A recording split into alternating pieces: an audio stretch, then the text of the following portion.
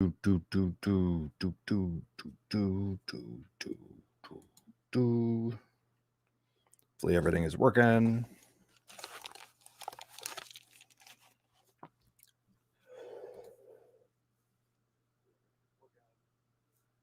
And it looks like it is. Great. Just me for right now. Greetings all, it's Max. We're back. We're here. Fields of watermelons are found on Mars, the police say. Now,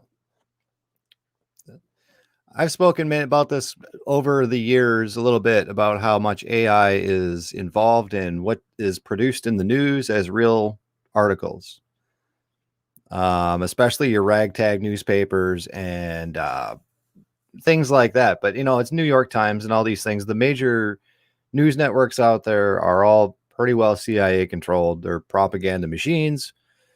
And like I say, watch out who you're arguing with on the internet because they could just be a bot. All right. And they try to pick fights with people because that's how they can gather the most data, is by ticking people off pretty much. So we have here up on the screen is a real story that the New York Times released, and then they took down an hour later saying it was an oopsie. Fields of watermelons found on Mars, police say. Authorities say rise of fruit aliens is to blame for glut of outer space watermelons. All right. That was the caption, and that was in their top stories. Now, as you read, and the reporting on this is from Futurism, which typically does space stuff. Again, another CIA deal. But New York Times is having a strange day. This afternoon, the prominent newspaper published an article making a surprising claim about exobiology, that watermelons have been discovered on Mars. Authorities say rise of fruit aliens is to blame for glut of outer space watermelons. Read the story, which was deleted less than an hour later, according to a partial cache of its contents on Google News. The FBI declined to comment on reports of watermelons raining down, but confirmed that kiwis have been intercepted. The archive snapshot shows that this showed up in, their home and garden section for whatever reason. And down here it says, after the story initially ran, a New York Times spokesperson provided some clarity about the strange article. Earlier today, a mock article intended for testing a system was published on our site in error, she said. The article has since been removed. Let me tell you how these programs work, because they have these things for people who write a lot of stories and books. Sometimes nowadays writing doesn't pay anything, right? But say running a serial book thing, and it's like they're the paperback $5.99 books, right? And they have someone in India or someone in China write it. And they say, here's the main character's name. Here is where we want it to take place. Here is what it is. They throw it all into a program, and it spits out a basic synopsis for a story for a person to write. Okay. I forget what the name of the program is, but they exist for writers. And apparently the New York Times has a similar sort of thing. And what always keys you in, someone must have just having a laugh with it or being told how to use the system. All of these articles are written the same way when you know it's a total hoax. It's authorities say something, never naming anybody, or police say. There's never a main character. It's always some sort of a Minnesota man was caught doing such and such, authorities say, or police say, or NASA says, or experts say. I bet that all of those are computer generated. Anytime there's no who, what, when, where, why, or any of the basic information that a real person would collect. And, down here it says, in other words, it sounds as though the article appeared as some sort of a content management system test. It's a content management system. They just plug stuff in with their keywords that they want. We want to do something on NASA. So they throw NASA in as a keyword. They'll throw the moon in or Mars in or whatever, or life, throw it into the machine and see what it spits out. And then you have your editor take a look to make sure it's not too bad, and up it goes, right? That's how you control sentiment, and that's how you flood the internet with news stories about every stupid thing out there. But yeah, and so this is like I said, a space sort of, this futurism.com thing is sort of a space thing. So After they say that it's a total hoax and it was kind of funny, they go, however, several NASA missions and a rover sent by China are all investigating the possibility of ancient life on our planetary neighbor. Scientists say it is possible that microbial life still live there deep under the surface. It's all a crock and whatever. But yeah, occasionally you get these news stories out there that, are written by, Seymour Butts, right?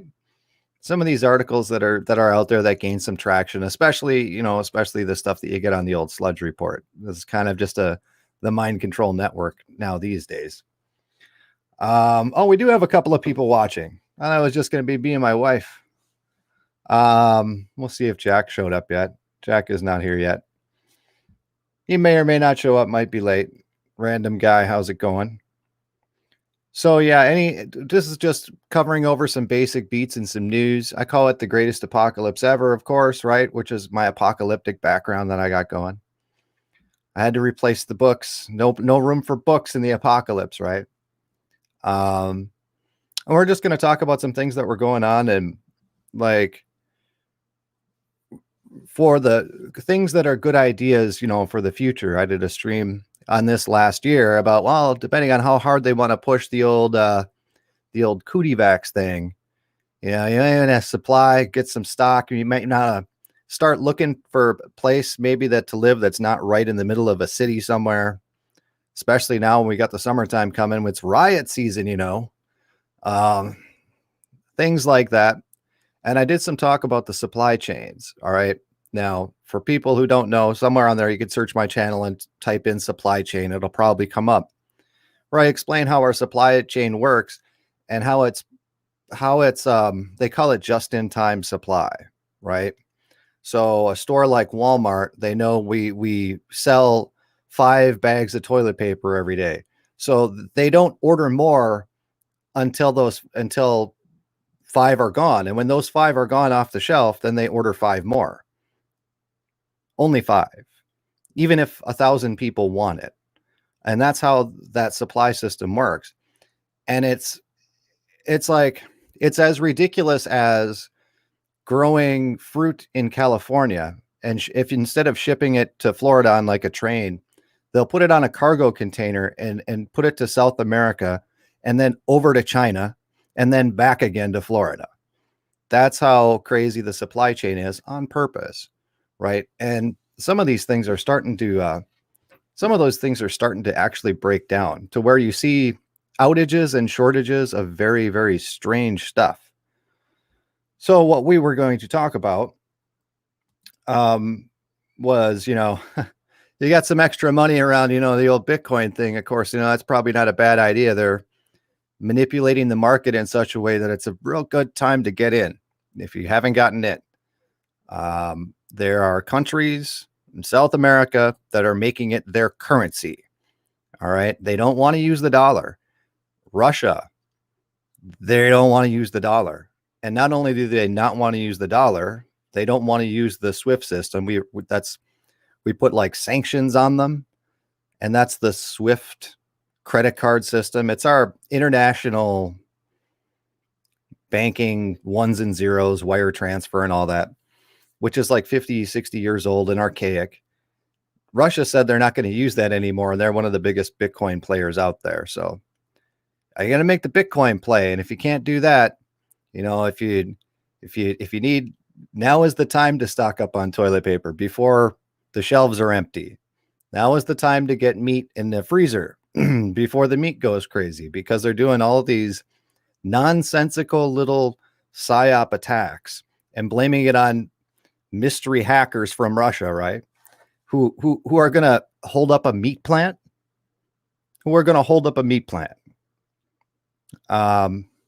It's nonsensical. Just shows they're trying to shut down the supply system and put some strain on it. And if you're ready for it, it ain't gonna be that bad though. If you're ready for it, buy your extra toothpaste and your extra toilet paper, some canned goods and stuff like that. Don't go crazy with it, but if you got some extra money, do some Bitcoin or do something like that. Alpha Snowflake toilet paper is $33. Well, you got to have 33 rolls. Everybody knows that. anything that you guys have to talk about. I'm pretty much open to everything right now until until Jack gets up here, and you know how that goes. We kind of just ramble on. I will check out a couple of more stories though. A lot of people are talking about this. The tallest moving statue, right? This tall statue is the 10-story statue that apparently you can get a selfie of yourself and then you display it on the statue, and everyone's like, "Oh no, it's the image of the beast that was brought alive," and all this end time stuff. And you know, guys, that's all just clickbait nonsense, right? And the statue is pretty old tech. There's nothing really fantastical about it in looking at it and looking at what it does.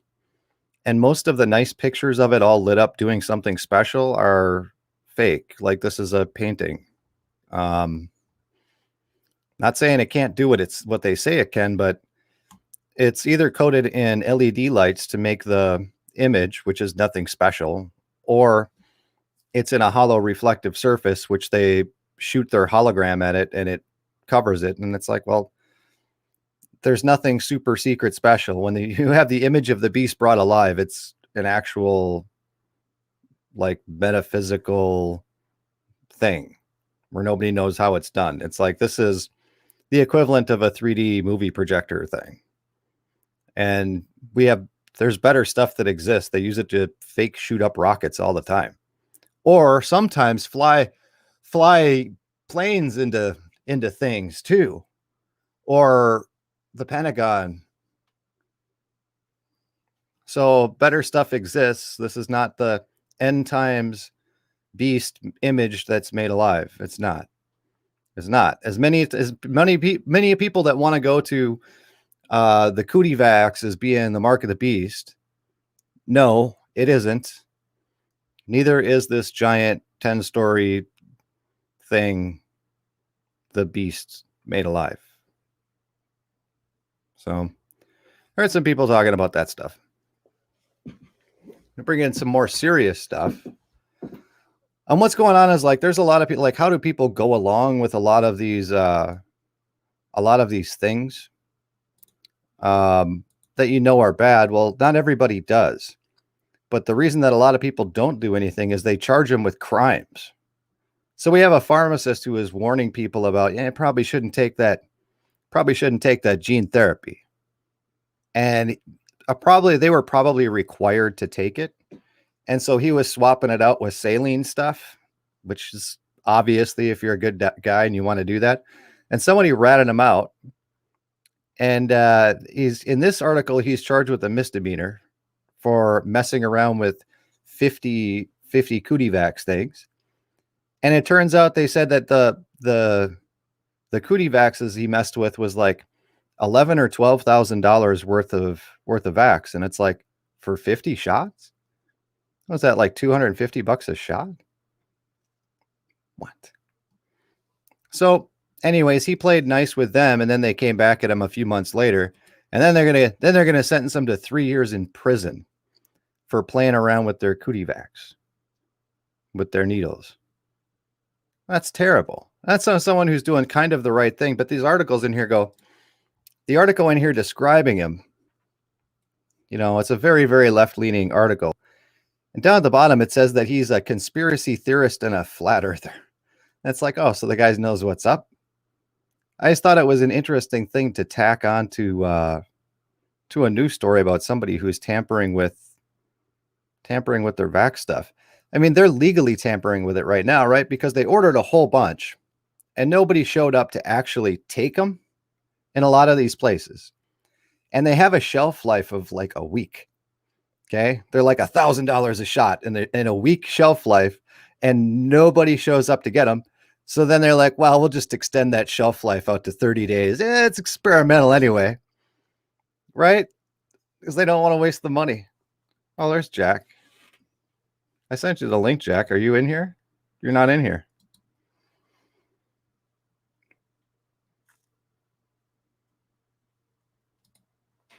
If you didn't get it, I'll resend it. So, yeah, I want to see what it says about this guy in here. So he's a pharmacist, right? And there's one thing about like people in that doctor profession, sort of quasi-doctor profession, he's not quite there. But people that are in those professions, you hit a certain level before you shut your brain off and just become a zombie robot for the system.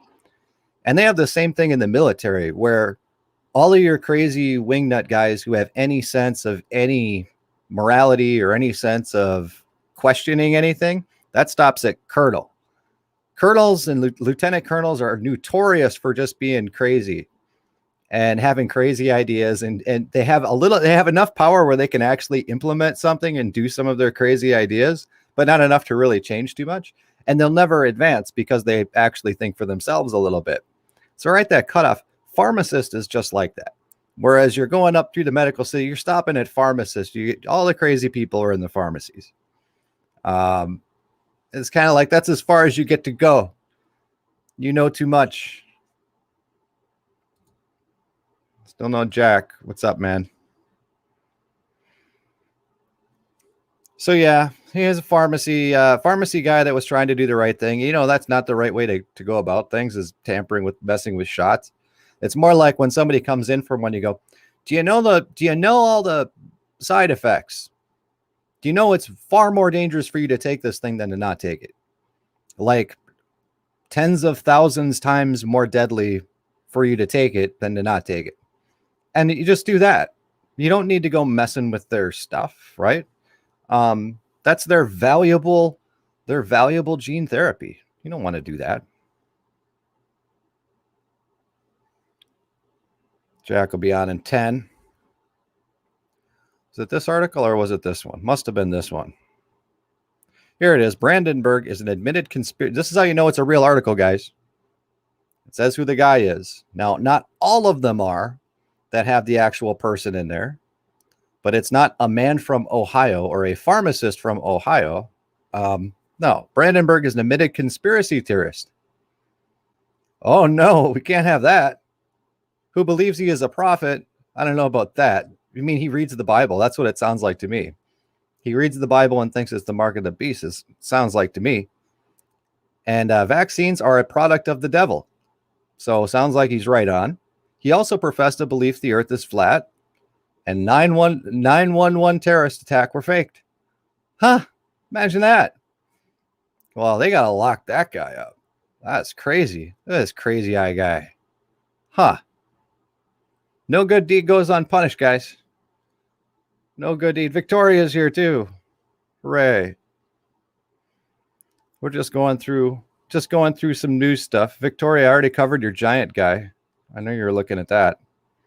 Oh, you've been here. I don't know what's new on that front. I saw a thing. It might have been on Dollar Vigilante. No, it was on Max Egan. For anyone who wants some interesting sort of New World. You know, he's kind of a bummer, so I don't listen to him that often. But Max Egan, he runs the Crow House, and he's on BitShooter. He's on Dollar Vigilante site, and I watched his most recent one, and he has a cell phone technician guy who made a video saying he's been a cell phone tech for 10 years, and there's no wireless G chips in the cell phones. So whatever they're doing with wireless G, it has nothing to do with your cell phone. And I'm kind of tending to agree with that. Wireless, I looked into it as to like, oh, 5G. And it's like, I looked into what it is and what the hertz frequency range is and all this stuff. And I'm like, well, yeah, it's 802.11G wireless. Like wireless, almost like your computer would use. And it might be on a slightly different frequency, but it's just a faster wireless signal. So I don't get what the deal is. But the thing is it's not for your phones. So what are they tracking? And they also had a video of somebody who is actually holding their phone up to somebody who just got their gene therapy, and they're getting like a wireless signal off of them. And it could be phony baloney internet stuff, but it's like, oh, that's some pretty interesting stuff. I don't know what to think about that.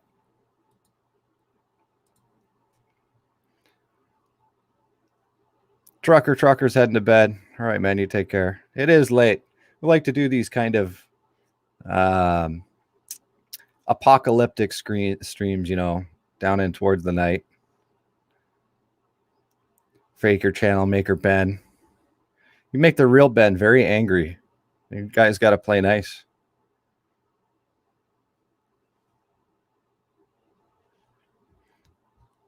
Doesn't look like we got any questions here. So what else do I have?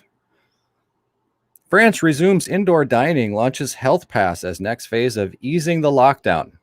So they're launching Health Pass, and they have a picture here that was taken May 19th, and nobody's, well, I got one guy wearing a mask here. The England and France, they ain't playing. They're rioting all the time. I guess this is the part where they just stop to eat. But they're not wearing masks. But now they're talking about Health Pass. They're like, all right, you won't wear the mask. Well, we'll get you on a Health Pass. We'll have our Gestapo beat you up. We're going to be doing much the similar thing in Canada out there. In Canada. So, you know, at least I think that they're easing up on the whole narrative, and they're only doing it where they know people are dumb and they let them get away with it. But even in places where they're not, the people aren't having it. They're still trying to push it. So I don't know if there's, you know, certain goals that people in these areas have to achieve despite what the public thinks or what. But, you know, as far as the states go, we're like, nah. A lot of states are like, nah. They're even at the point where the states are not receiving any welfare checks from the federal government for unemployment, where you have like Wyoming and I think South Dakota and some other ones. They're like, nah, we're not going to extend your unemployment. We're not going to do that. So it's interesting when you see government officials and government itself turning down free money. They actually don't want the strings that are attached to them. You know, I'm happy for places like Wyoming and South Dakota. Kind of feel bad for the people there that aren't getting any checks, but it shows promise. In other news in that, I think it was Florida and Texas announced that they're going to be, well, Florida is going to be like the Bitcoin capital of the United States, and Texas is opening up some more Bitcoin mining. They're accepting some Bitcoin miners from China or something. I don't remember what it was, but that's a pretty big deal. A lot of Bitcoin miners in Texas now. And, you know, regardless of what you think about Bitcoin, it's not really a money thing when it comes to Bitcoin. Well, it is a money thing in the sense of securing your wealth, but it's not a thing that's like, you know, you're going to buy some Bitcoin and the next day you're going to be a millionaire. That's not really how it works. Is you go out and buy some Bitcoin and you actually have an asset. You actually have something like a gold bar, except it's better than gold because nobody knows you got it. And they can't take it away and they can't counterfeit it, and better. So it's more a preservation of wealth, and nobody has control over it. Obviously, people who have a lot of Bitcoin accumulated at a very cheap price for right now can manipulate the market, and they are doing that now. But if you're holding it, it doesn't matter. It's very temporary. The situation with the markets going up and down, and it is, what do you call that? Freedom. The world has been totally encompassed, and the majority of reasoning behind the wars that we start with all these other countries is financial reasons. They need to get a central bank put in there. We want to get the lithium mines and get that running from Afghanistan, so Elon Musk can build his cars with child labor in the lithium mines, and then he can cry on his Twitter about how Bitcoin uses too much energy. Yeah, that lithium mine. Also, so we can smuggle in opium from there, and all of that. You know, all of our little wars we start largely has to do around the central reserve and the currency, and that was the problem with a lot of little dictators like Chavez in Brazil and Gaddafi. They didn't like the central banks, and they're going to do their own currencies. Gotta Yeah, can't do that. So, by simply owning and purchasing some Bitcoin, you're a part of the resistance to that system that they can't control. They decide how much money you're going to make. You like to think you got some sovereignty in that, but no, not really. If you save your money, you're losing money because of interest. They steal it right out from under your mattress.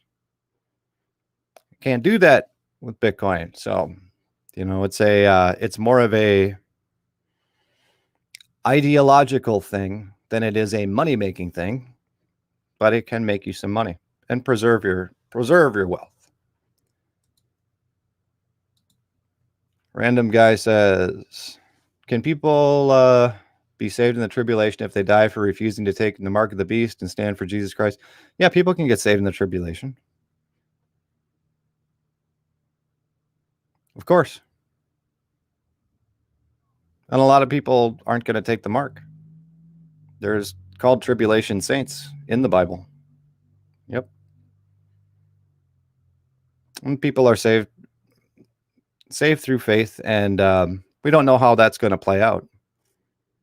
Have no idea. We don't subscribe to that idea that people are saved differently in the tribulation than what we're saved right now, or going back in the past.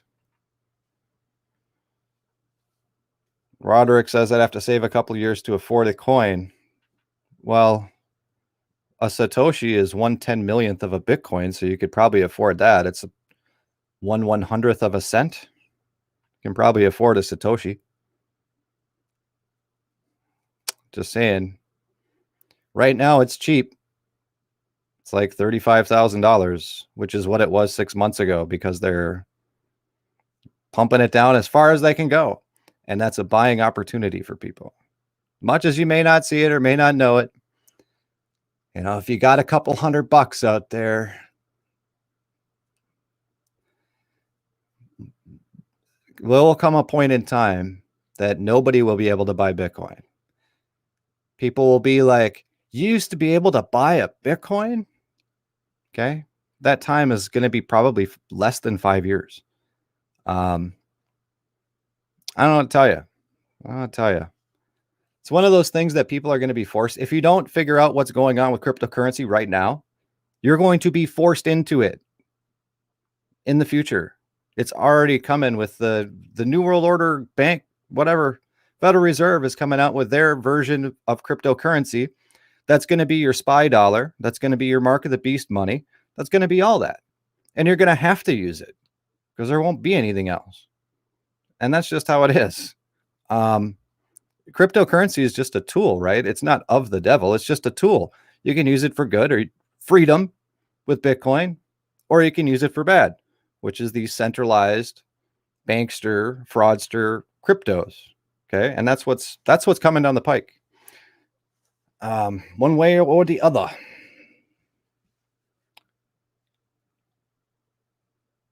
Ethereum is going to rock. Yeah, Ethereum will do good because that's kind of a bankster thing. It's pretty centralized, and people like it. I can talk a little bit about the crypto thing. Is that there's a lot of currencies out there, and what people need to be aware of is that none of them do anything. Okay, at this moment in time, none of them do anything. Ethereum is the number 2 coin because it actually does something and is sort of used. People sort of use it. But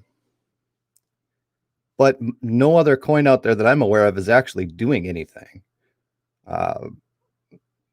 There are a couple little token coins that are doing something, like Basic Attention Token and Library Token are kind of like video game money. It's kind of like what it is. I don't really see much of a difference in it, but it's a method of rewarding people for their attention, for having commercials pop up, and for you to give back to people who are providing content for you. And it's doing it in such a way where no one's forking over credit card information, right? So it's a unique approach. That one is actually doing something. But all of the top 20 major cryptos, the only one that does something is Bitcoin. It's a store of value. And it's proven for the last 10, 12 years, I think 12 years it's been around. It has been attacked. It has been attempted to be hacked. It has been had a miner strike where all of the miners wanted to do one thing and the developers wanted to do another thing and the big businesses wanted another thing. It's been attacked from all angles and had like a miner split and all this. And you have like Bitcoin Cash came out of that and Bitcoin SV. And it had all these devastating things that should have killed it happen to it. And it's still here. And now it's more secure than ever because as the years go by, that much more mining power, that much more computing power has been put into the token to verify and secure the network. Every day that goes by, Bitcoin gets more and more secure. And it does something. All right. It's a complete store of value where, and some people say it's a negative thing that you can track Bitcoin transactions anywhere. And some people think that that's like, well, let's letting everybody peek in my wallet and blah, blah, blah. And it's like, if you're talking about something you want to use as a currency and a store of value, you want other people to know that you have it and verify that you have it. If you want to draw a loan out on your Bitcoin, people need to know that you have the Bitcoin, right? And there's other cryptocurrencies out there that handle privacy in transactions. That's not, Bitcoin gets dinged on that all the time. Oh, the feds can see where you're transferring your Bitcoin. It's like, so what? You can see when the federal government gets involved in Bitcoin, because I'm sure they're buying it, you can see where their Bitcoin is going to. The reason that we know that the market is being manipulated right now is because you can see the accounts that are doing it. You don't know who owns those accounts. That's anonymous. But you know that there's these big accounts that have multiple thousand Bitcoin that are putting it up and selling it at a low price that nobody would sell for. And it's like, what? And it's just to drop the market. And then behind the scenes, they don't use the exchange. They go back behind the scenes and buy Bitcoin off of the exchange, off of like nobody sees it. And that way the price won't go up. So they'll sell their Bitcoins on the exchange to people at a low. So people snap them up, price goes down, then they go back behind the scenes and then they buy more Bitcoin back. Okay. They buy it at a lower price after they tank the market. It's not a very complicated strategy, but that's how it is. But you know that it's happening, so you can take advantage of it too. I've been taking advantage of it. Jack's taking advantage of it. And we've been given a longer time frame now. I figured they would have been done with it a couple of weeks ago, but nope, they're still pumping. So that's what's going on there. And yeah, those coins, when you go up and look at like Coinbase.com, they'll have 20 to 50 coins listed. Ethereum kind of does something. It's a totally different. Now there's Bitcoin and then there's everybody else. Now crypto, not all of them are currencies. Some of them are networks, and that's what Ethereum is. And you can put smart contracts and pictures. That's what an NFT is, a picture or a song or a media file or whatever on these networks with Ethereum. And sure, that's their main pipeline layer is Ethereum. And you've got all these coins that kind of plug into Ethereum, but it's all just kind of video game money at this point. There isn't many that I'm aware of that are actually doing something. A lot of speculation in them altcoins. But if you enjoy the crypto market, you like stock trading, you can make a lot of money in the cryptos. But it doesn't mean it's all speculation. It's not like you're investing in a good product that's going to appreciate over time. If you want that, you buy Bitcoin. If you want to like double, triple, quadruple, quintuple your money or go to zero, okay, you might buy Ethereum. If you want to get 500x your money or go to zero instantly, you buy Dogecoin. But that's all just gambling at that point. And I'm not really about that. Everybody who's rich, okay, everybody who's rich, everybody's a CEO of a company that they have somewhat of control over, like Elon Musk, Michael Saylor, they're all buying Bitcoin. All of your entertainers want to be paid in Bitcoin. Your hockey teams want to be paid in Bitcoin. Your football teams want to be paid in Bitcoin. Baseball teams, soccer teams, they all want to be paid in Bitcoin. El Salvador is making their country currency Bitcoin. Why would you buy Dogecoin? Why would you buy Ethereum? Ethereum's not a currency. It's Ethereum. Buying Ethereum is like buying a stock. Okay. Everything is Bitcoin, Bitcoin, Bitcoin. That's what all the big players are buying. And that's the reason, like I said before in my last video, no one crashes a market to buy Dogecoin. No one crashes a market to buy Ethereum. They are crashing it for Bitcoin. And that's because it's limited supply. And that's really about it. Once it's done, it's done. And there is no one who can alter Bitcoin to do it, well, instead of 21 million coins, we're going to have 500 million coins. And we'll just go in here, and change the code. That ain't going to work. You can't do that in Bitcoin. You can on Ethereum.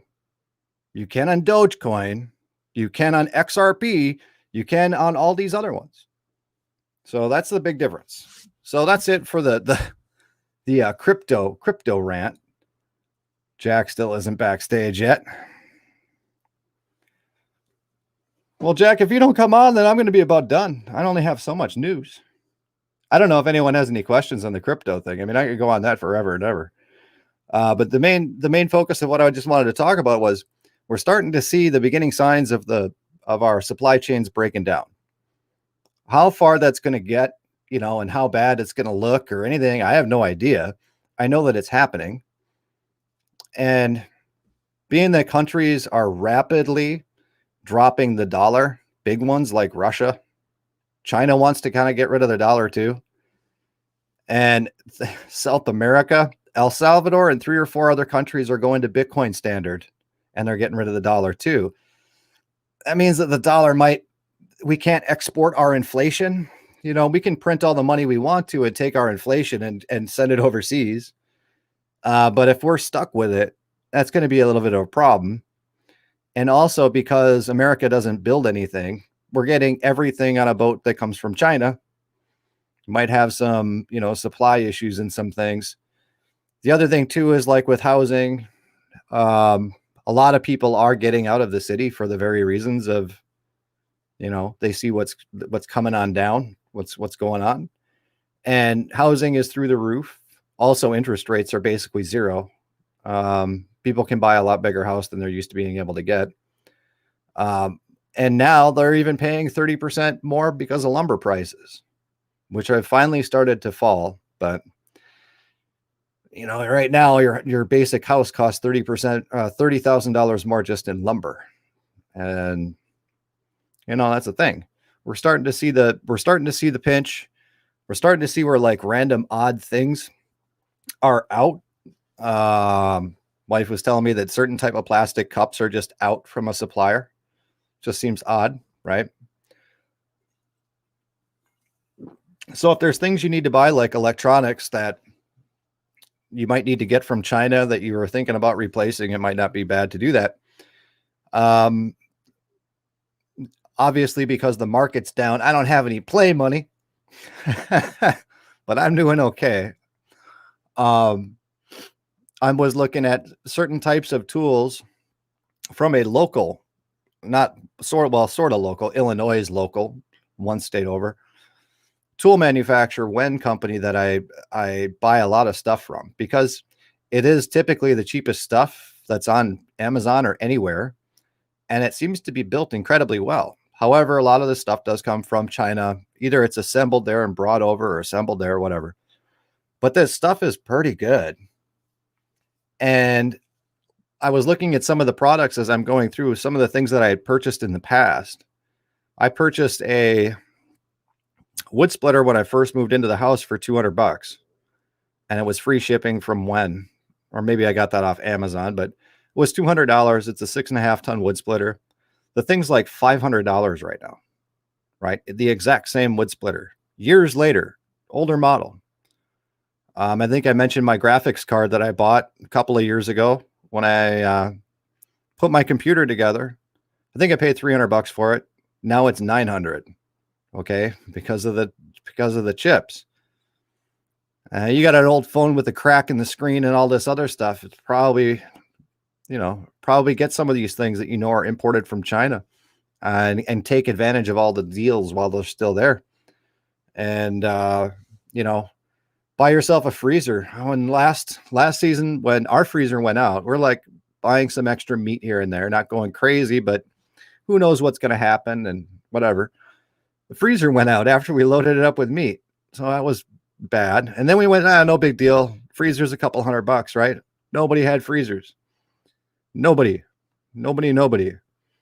And it's kind of a take what you could get, and even used stuff was up pretty high. But now we got a freezer, so we can hold out. Just some things to think about with some of this stuff, and be very wary about what the news tells you, because they're almost guaranteed to lie about all the stuff that they're saying. They had no reason to tell the truth. Just keep people pacified and whatnot. Are you guys trolling each other? Is that what's going on?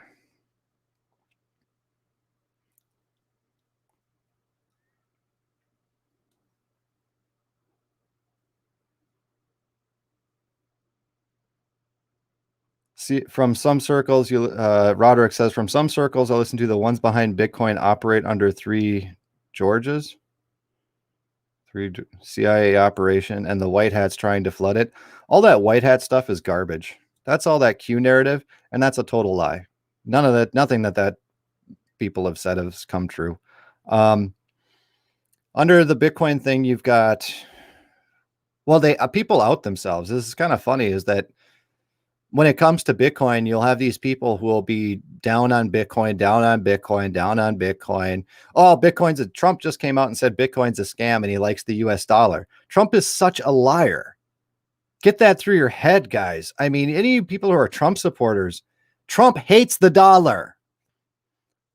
One of the worst things he wanted was a strong US dollar. He hated a strong US dollar. And people were questioning about that when he was president. What do you think about with the dollar being so strong now? And he knows, well, I'm for a strong dollar now. I wasn't back before. No, Trump's a liar. Trump's buying Bitcoin right now. He's just saying he's not. Okay. He's saying he thinks Bitcoin is a scam because he wants to buy it at 35,000. That's what all of these people are doing. As far as the people that are controlling Bitcoin right now is probably BlackRock, the Winklevoss twins. One person I know who isn't controlling, also Elon Musk is in bed with BlackRock because they own his company, basically.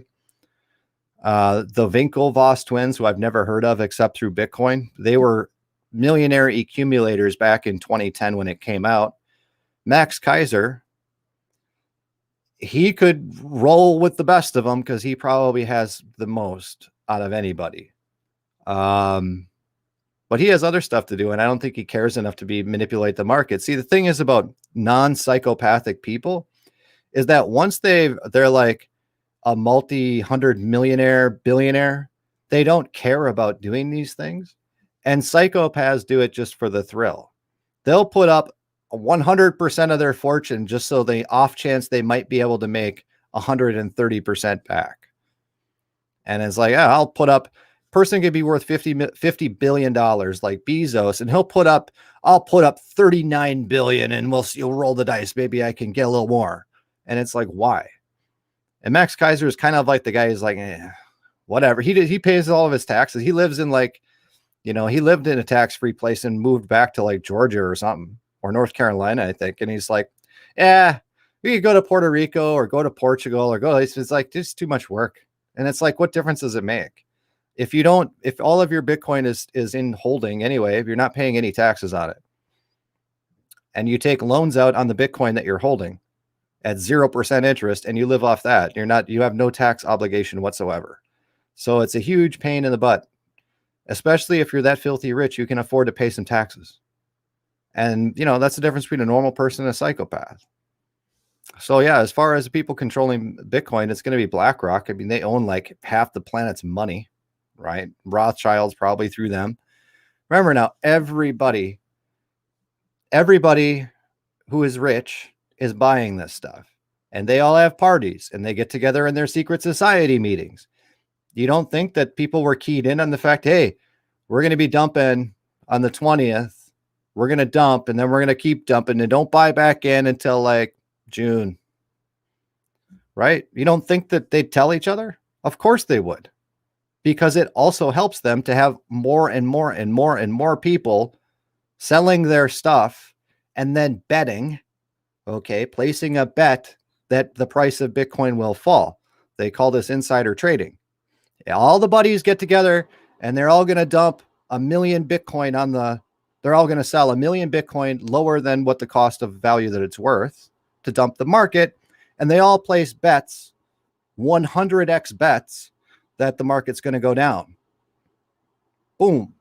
The date comes through and everybody does it. And that's how the system works.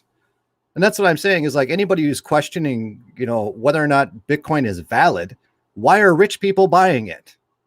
Okay. Why is BlackRock buying it? Why is Bank of America, Chase Manhattan? Why are all these places buying it? Why are countries mining it? Why is China the biggest miner for Bitcoin? What is Russia doing? Yeah, it's nuts. This is like a once in a lifetime thing. And there's only 21 million coins, which means not everybody can get some.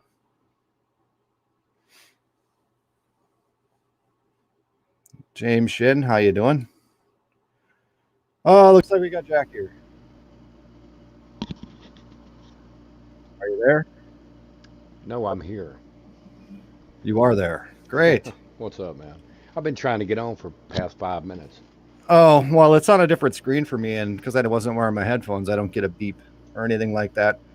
Okay. So what do you think about the old Bitcoin situation? Oh, it's interesting. Yeah. You're riding the waves. You're riding through if you can make it through this, you can make it through anything, right?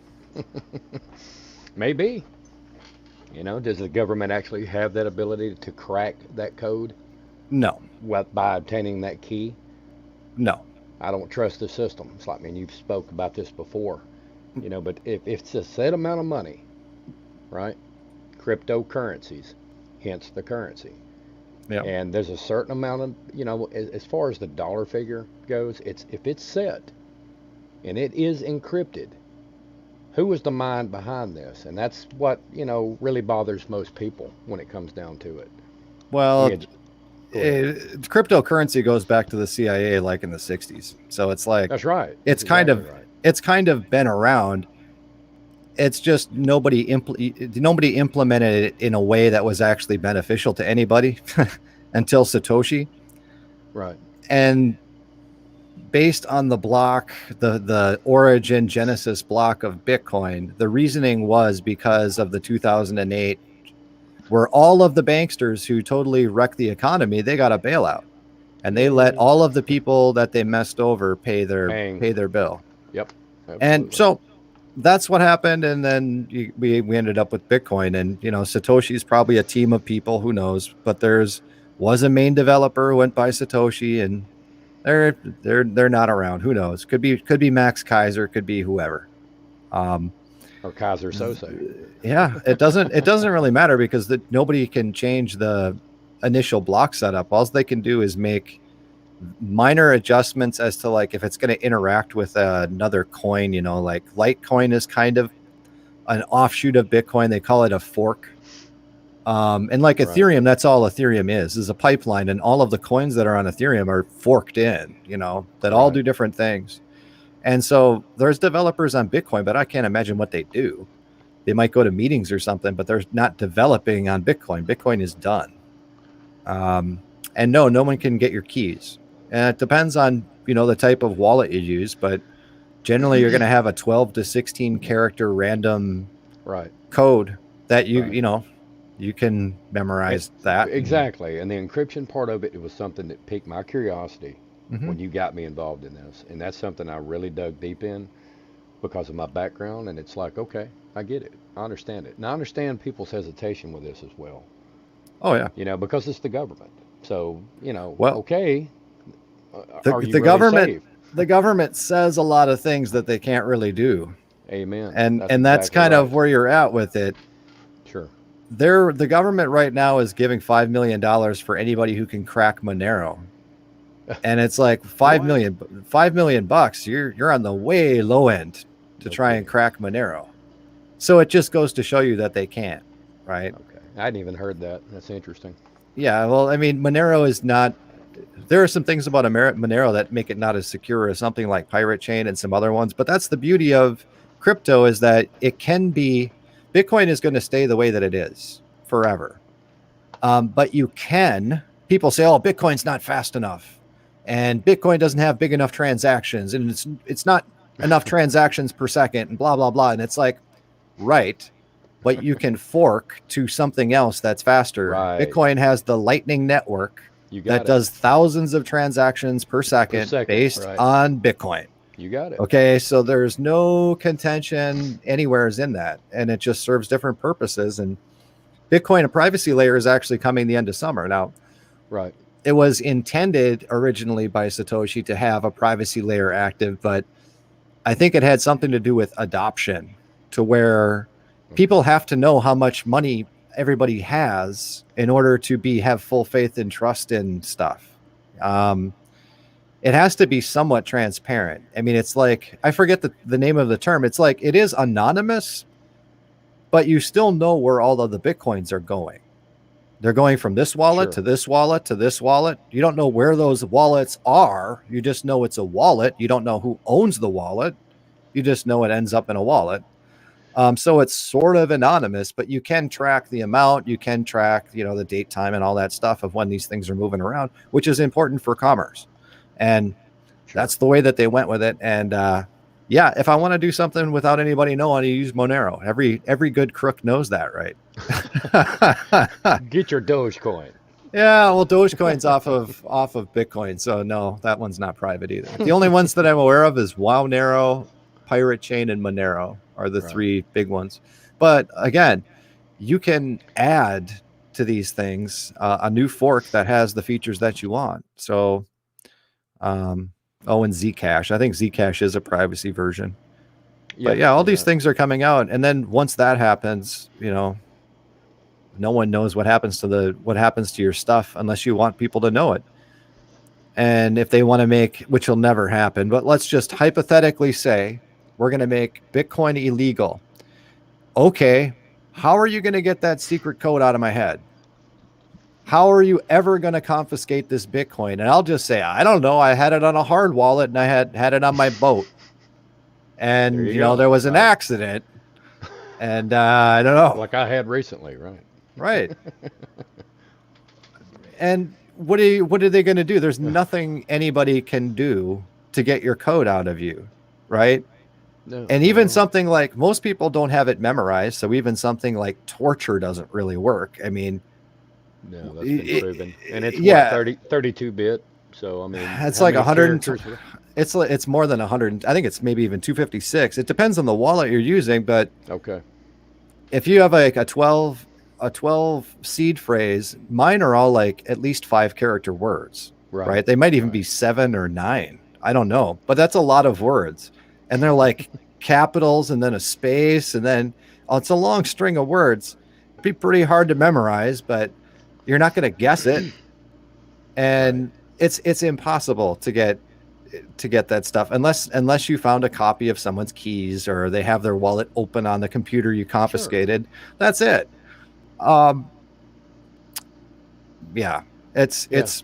It's as secure as you can get. So there's that. So. And now let's take a look at things that have happened in the past, right? Let's look at found on Mars. Yes. Let's look at things like, we compare Bitcoin to gold, and we compare it to like silver. Well, what has happened in the past? Well, the government outlaws gold and silver. What do? They come and get everybody's gold and silver. Yep. Come turn it in. I mean, it's not exactly hard to hide. Most people have it custodialized or something, where they have it with a bank, or they have it with a dealer, or they have it with someone, and they get a nice little certificate to put on your wallet that says, I have gold. Right? Right. And the government just goes to the depot and picks up your stuff. Now they can't do that with Bitcoin. And that's a big reason to have it. Well, that's what sold me, the protection around it.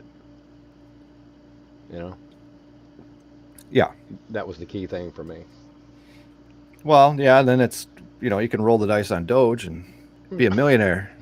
Be nice. It's That's not how a lot of people. impossible.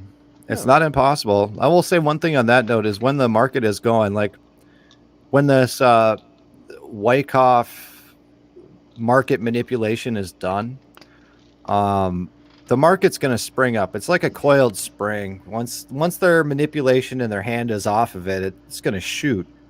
okay. And altcoins that aren't Bitcoin will have quadruple in price. Something that's 10 cents can obviously go up to $2 overnight. And Bitcoin that's sitting at 35K might go to 120, Gotcha. but it's not going to 10x, right? Bitcoin's not going to go to 1 million.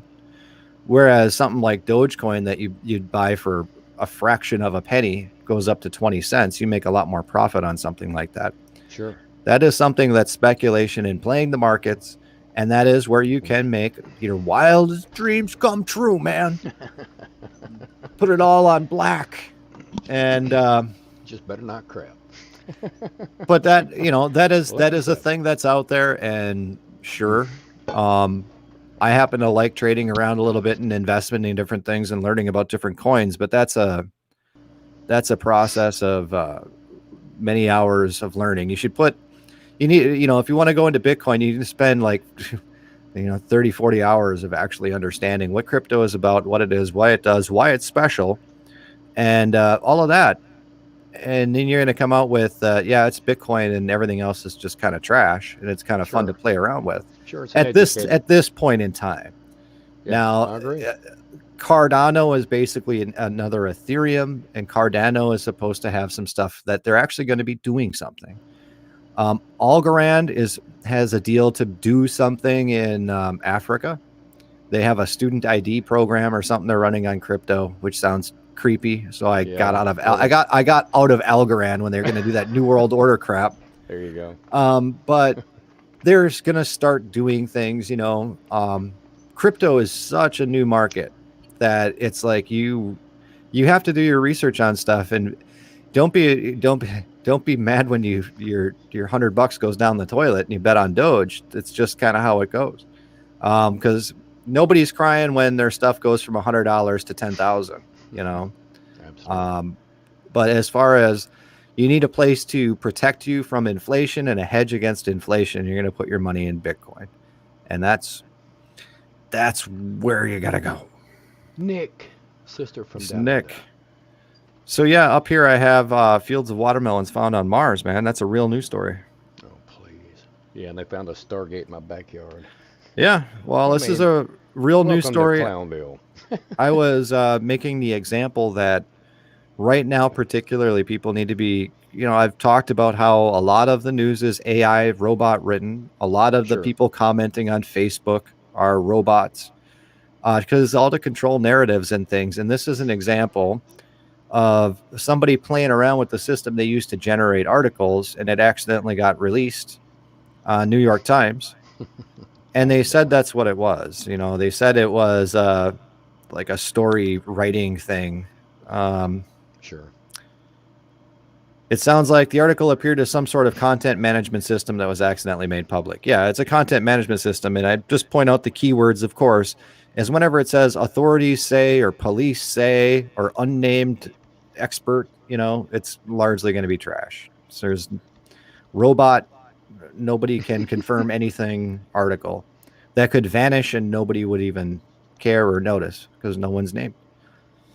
But yeah, this one came out today. But this is from Futurism, and Futurism had all sorts of other stuff up, like their helicopter. They're still sticking to the story that their helicopter's on Mars flying around. We had a dangerous emergency landing on Mars, and it's like, would you find out 20 minutes after the fact by the time you said light or radio signals get back? I mean, come on. We're flying a helicopter out there with like 20 minutes of lag. That sounds believable. Doesn't it, though? Yeah. Even if it was 20 seconds, it's probably not 20 minutes, but even if it's 20 seconds of lag, you ain't doing it. Man, freaking cartoon we live, But in here, they said that it's 4 pounds. And then I'm like, okay, 1% atmosphere on Mars, and you're lifting 4 pounds with a helicopter. You got it. That's it right there. Man. please. Sad that people believe this. And so this is a very nice picture of what's probably a small portion of the moon. But they say it's Europa, I think. Yeah, they say some spacecraft. The Juno spacecraft, so they say, went there and they took a picture of the bottom of a frying pan. And they said, give me $50 million a day. Give me my $50 million. And then we have General Motors is working on a self-driving electric car because, you know, they're giving up making cars on Earth, I guess. They're not building cars anymore. Like Ford is not building cars anymore. Yeah, I looked into that after you spoke about that. It's interesting. Yeah. They want to build nothing but SUVs and big gas guzzling trucks. Forget cars. Makes sense when you go green, right? Well, they've been talking. I remember cars were very small in the late 90s, and that was the whole thing. Was they have to go by these miles per gallon and be eco-friendly, and all that went out the window when Schwarzenegger's driving around in a Hummer. They're like, oh, we got to get a Hummer. The Schwarzenegger's got a Hummer. We got to get a Hummer. So then everybody is driving around in Humvees that get like 6 miles a gallon. So yeah, they're building a car for the moon, but I wanted to bring it up because it's like they talk about how it's going to dramatically extend the exploration range of astronauts. Well, the astronauts haven't been to the moon since like 72. So how is it going to dramatically extend the exploration range for the astronauts? Can't even land on the moon. They can't even get out of low Earth orbit. NASA says this, sure. But General Motors is getting money from the government to build a space rover. All right. Yeah, man, the news is 100% truthful. None of this is garbage at all. Okay, Neo. And it says, unsurprisingly, building a car that can survive the moon is no easy task. Well, you got to ask Scorsese how to do it. He seemed to have figured it out. Thank you. A night on the moon lasts for 14 days. Meeting temperatures plunge for extended periods of time with no access to solar power. How come you didn't tell me how far they plunge? Oh, because it would make your story sound dumb. Because they say it goes to minus 240 Celsius or something. It's like, oh, okay. That's why we haven't been to the dark side. They say that they're going to drive their little car, and they're like, well, we don't have any sunlight for our battery Elon power. I don't know. They drove a cart on the moon just fine in 69, right? Okay. This was my favorite one. See, the technology has evolved so much in the last 50 years. Well, how come we ain't been back? Technology has advanced in 50 years. How would they know? Thank you. Because what did they say? The director himself, a few years back from NASA. We lost the technology of that too. And it's a painful process to rebuild it. Let alone trying to figure out how to get past the Van Allen radiation belts. I'm like, what? Yeah, I mean, do those things, do you think, even exist? Or they just hit the... I saw the thing, you ever see the Go Fast rocket? Mm-hmm. I know Dave Weiss talks about that. When it went up there and hit something, it looked like it was in water or something. Well, that's what I take from that. Yeah, I did see that. But the only question I have about that, and it looks very authentic, but here's my point. When it's traveling that speed, it would have to hit a medium like water because it couldn't be a crystal or dome or whatever some people perceive it to be because it would have destroyed it. Yeah.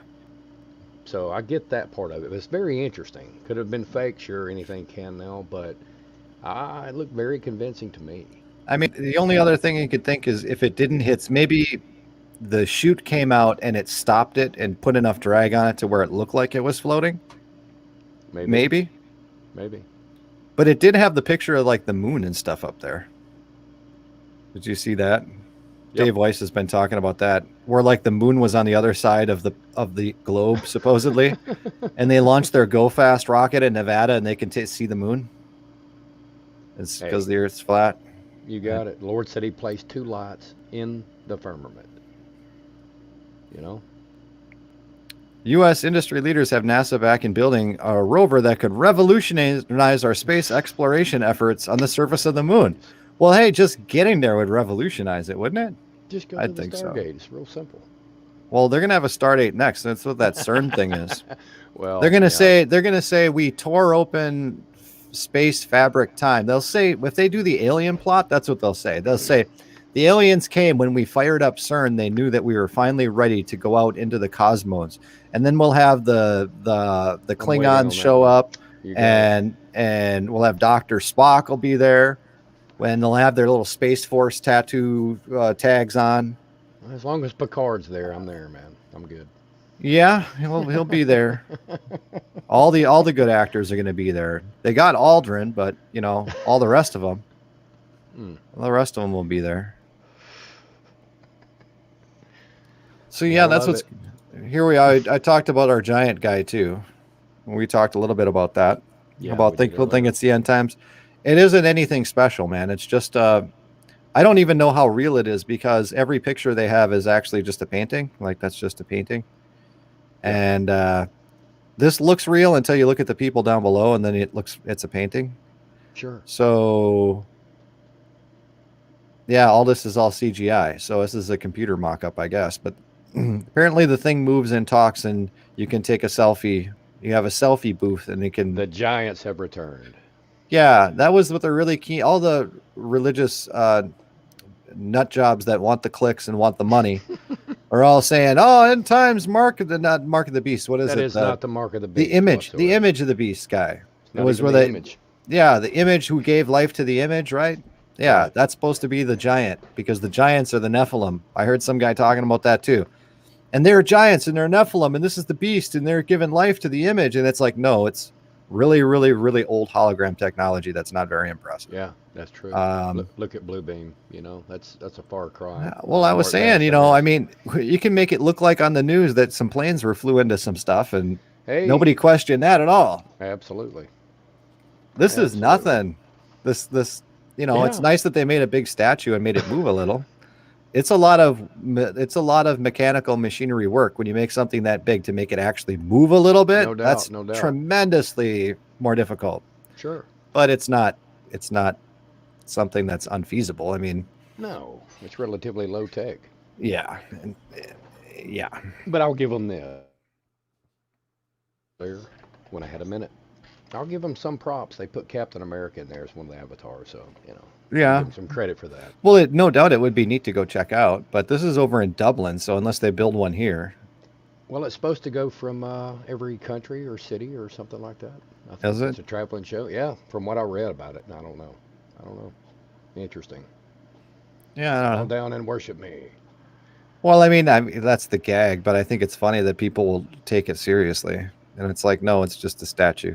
Right. Stick to the book. Man of sin has to be here. Satan has to be on the scene. Is the image going to be portrayed as like the temple like we spoke of before? You've got a literal temple. Then you got the physical aspect to it I see it also as a spiritual aspect on the other side of that. To where if he's sitting inside that temple, anybody that's rejected Christ, I mean, you're already a child of Satan if you're not born again.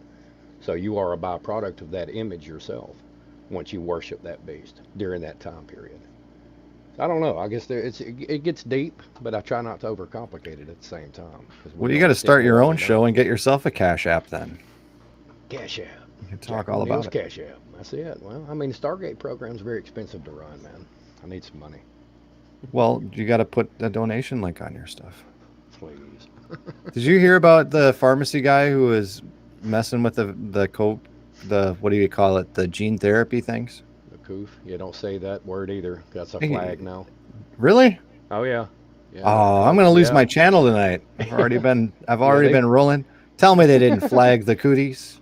Tell me they didn't flag the Cooties. Well, gene therapy too. Yeah. Yep.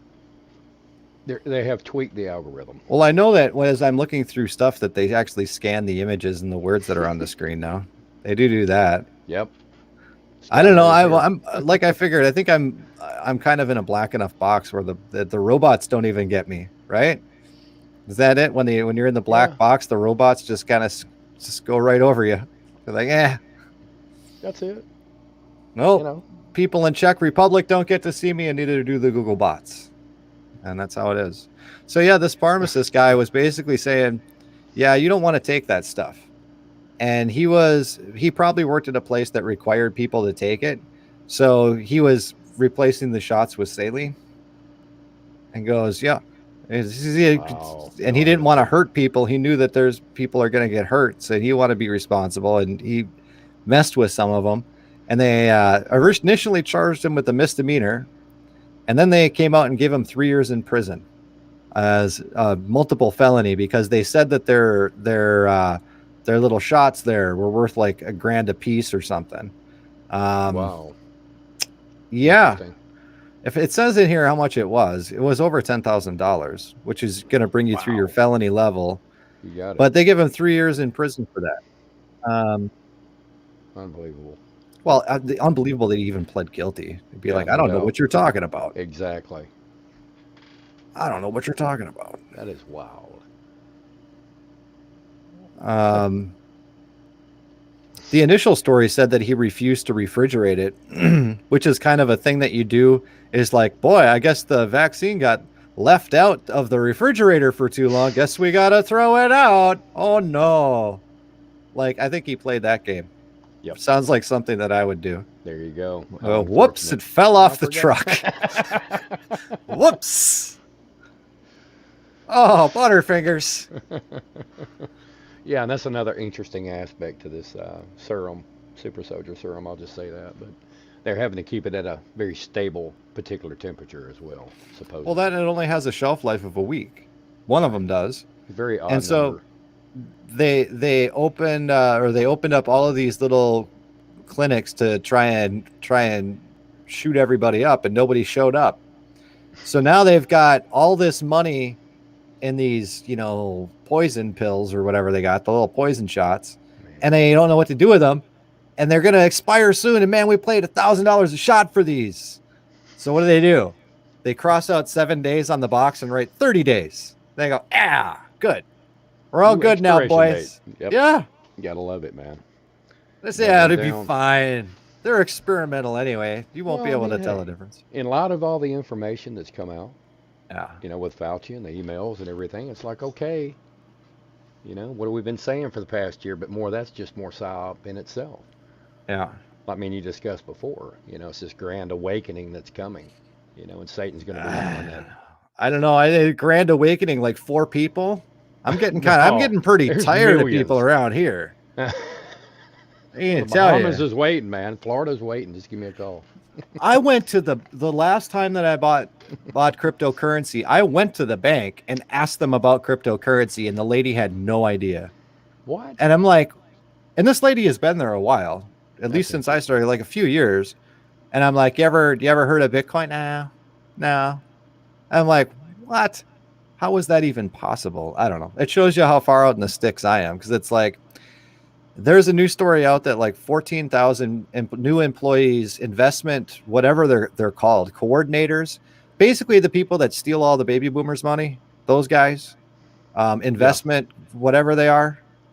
I asked my dad and his wife about what stocks they have. They go, oh, we just give our money to a guy and he takes care of it. Whatever that guy is, financial planner. Yeah, that's it. It was Morgan Chase or something. Chase, man. It was Chase. It was the guys who were doing the bank stuff. They just trained 14,000 new financial planner people and how to roll out their crypto, selling crypto to boomers. What does that tell you?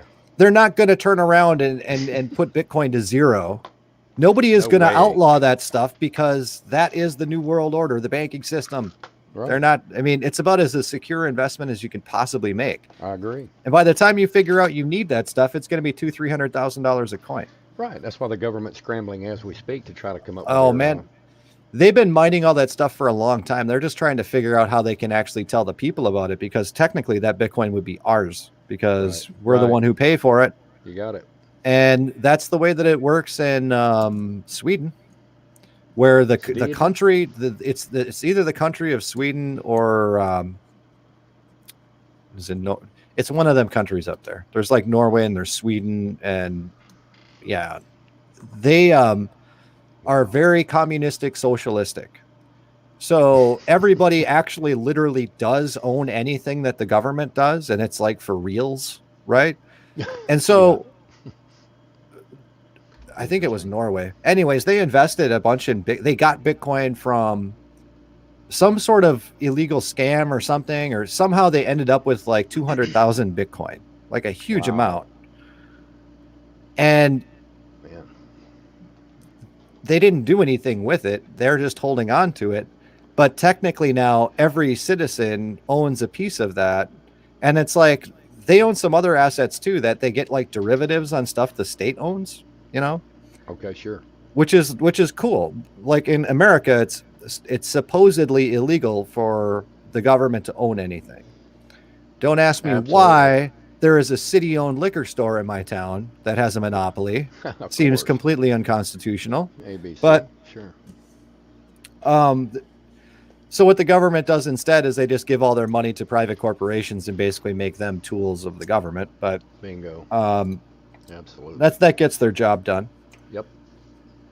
But yeah, in some of those places, it's like the country owns Bitcoin, and America will get there eventually. But we get to hold on to our Federal Reserve notes because we're the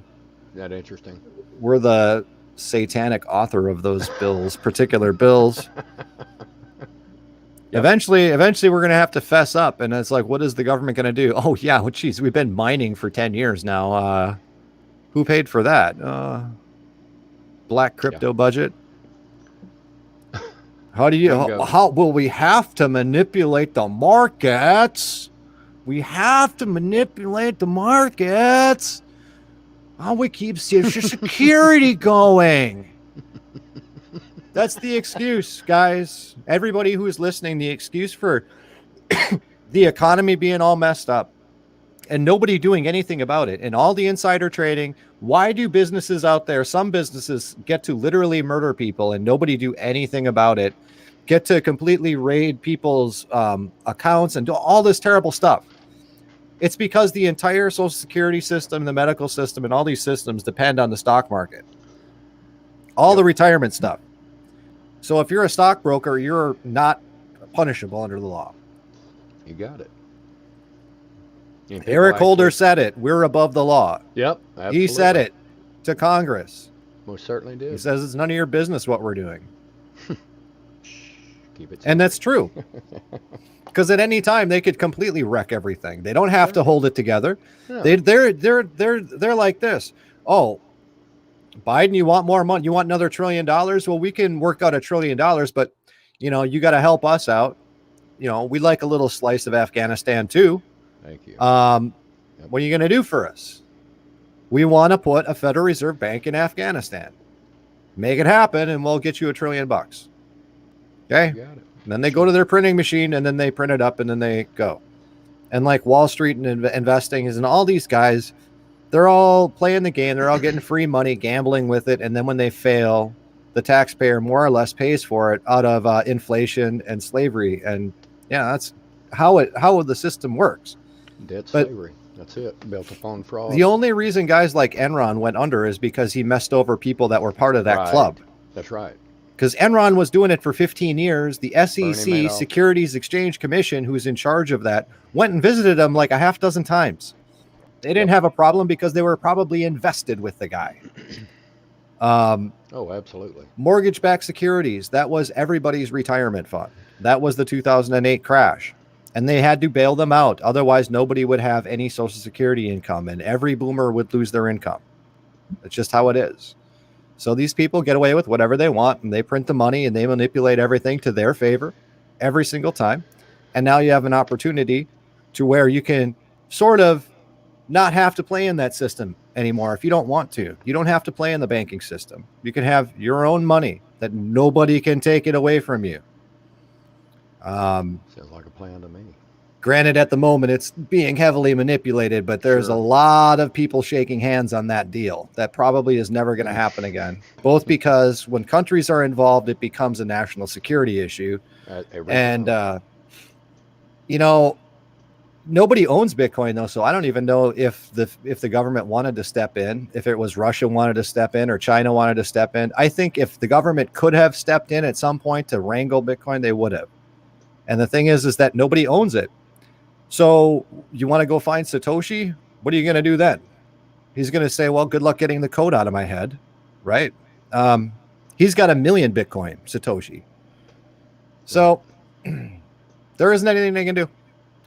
And people talk about, quantum computing one day is that'll be the nail in the coffin for Bitcoin. It's like, that's just another fantasy lie, like, atomic bombs and all this other stuff. Oh, it's going to be AI and we'll live forever and all this. And it's like, man, you're going to stop reading that crap that the Scientology people come out with. Because that's all that is. It's science fiction. Well, they want to become their own gods, essentially. Well, they want a lot of things. Sure. That's what I'm saying, is people that get down about when they hear certain things that might be going on or certain plans that they put in place, like right now is that I'm mad about. Well, of course, Biden wants 40% capital gains tax to be implemented on cryptocurrency, just crypto, and inheritance. So don't think of ever leaving anything to your kids, apparently. And they're all of the government guys, they're always going to be for higher taxes. All of them.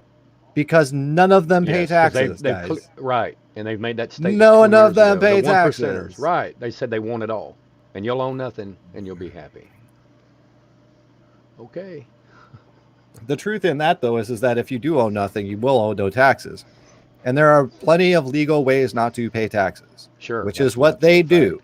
But they don't make it like, to me, like if I ran a school, that would be like 6th grade education. Here's when you're going to learn how to avoid taxes right here. Okay. That's what I would do. Because it's not exactly hard. Sure. And everybody's always pays taxes. Anytime you buy something, you're paying sales tax. You're paying tax on your gasoline. You're paying taxes on whatever, there's all kinds of little tariffs. Income tax, I think, is completely, it's a slave idea. Sure. Because why? My time is worth what somebody is going to give me money for, or give me whatever for it. That's an even trade. That's not exactly I'm not making a profit. That's between I'm not making a profit. Right. I'm doing something, trading my labor and my expertise for what my labor is worth. Even Steven, there is no profit there. Sure. Now, that's totally different than you run a shop and you're buying inventory for $1 and you're selling it for $3. Okay, now you have to pay tax on your $2 profit. That's how mercantile system works. Yeah, it's totally fair. Sure. Yep. But if I go work in some guy's field for 8 hours, I shouldn't have to give 2 hours of my work to the government for no reason. Absolutely. Doesn't make any sense. So, here I go being an idealist again. But here's the other thing too, with the Bitcoin thing, now that I remember it, we're talking about South American countries that are going to make it a currency. Well, if it's legal tender and legal currency in a few countries, how can the government say that it's an asset? Because right now it's taxed under federal gains like a house. Right. Well, if it's a currency, you can't tax it like that anymore. You can't tax it at all. It's the same thing as me converting my Federal Reserve notes into pesos. If the peso gets stronger against the dollar, I don't owe money on my pesos. I don't own any money on my worthless Canadian money as I try to, try to buy a Coke and I don't get it. I can't even buy my Coke out of the machine because of your worthless Canadian money, Frank. Yeah. So when it becomes a currency, it's going to be something different. But all of these guys, they want more taxes because none of them pay anything. They don't care. Of course they don't. All of these, it's incredible. All of the liberals that think that they have it so good, typically up in the upper ages in retirement of like, oh, I have so much that I can afford to pay more. And it's like, what? Boomers. Exactly. I can afford to pay more. And it's like, right, because you hadn't had to work for your life. It's all been kind of handed to you. And that's just a generational thing in the way that it was set up. Right.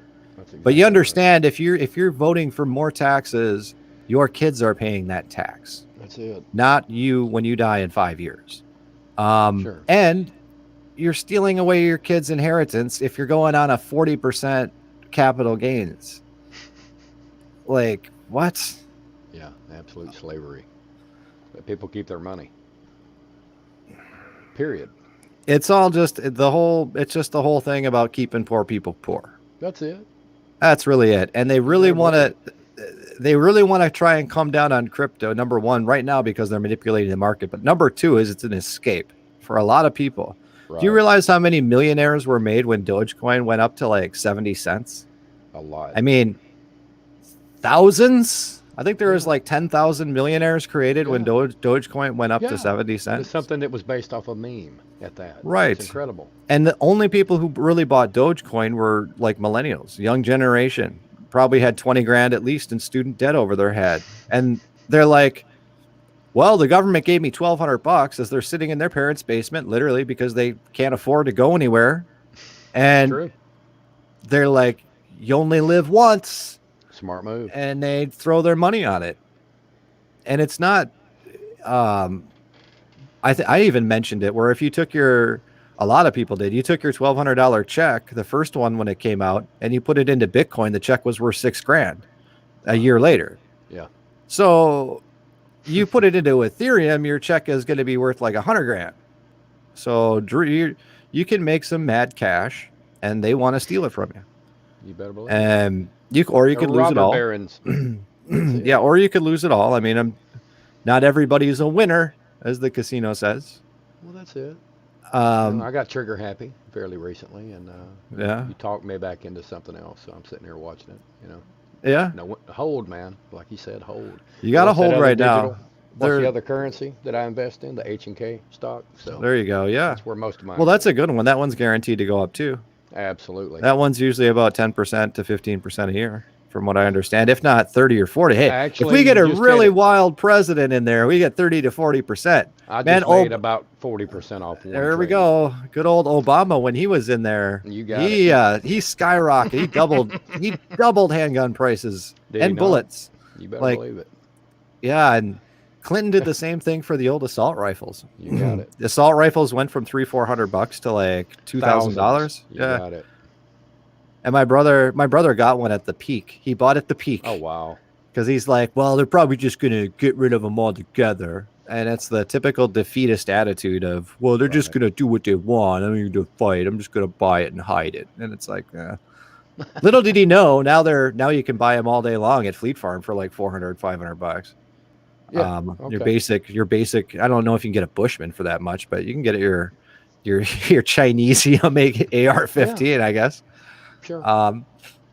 There's some decent quality entry level units out there, still around 800 to 1,000.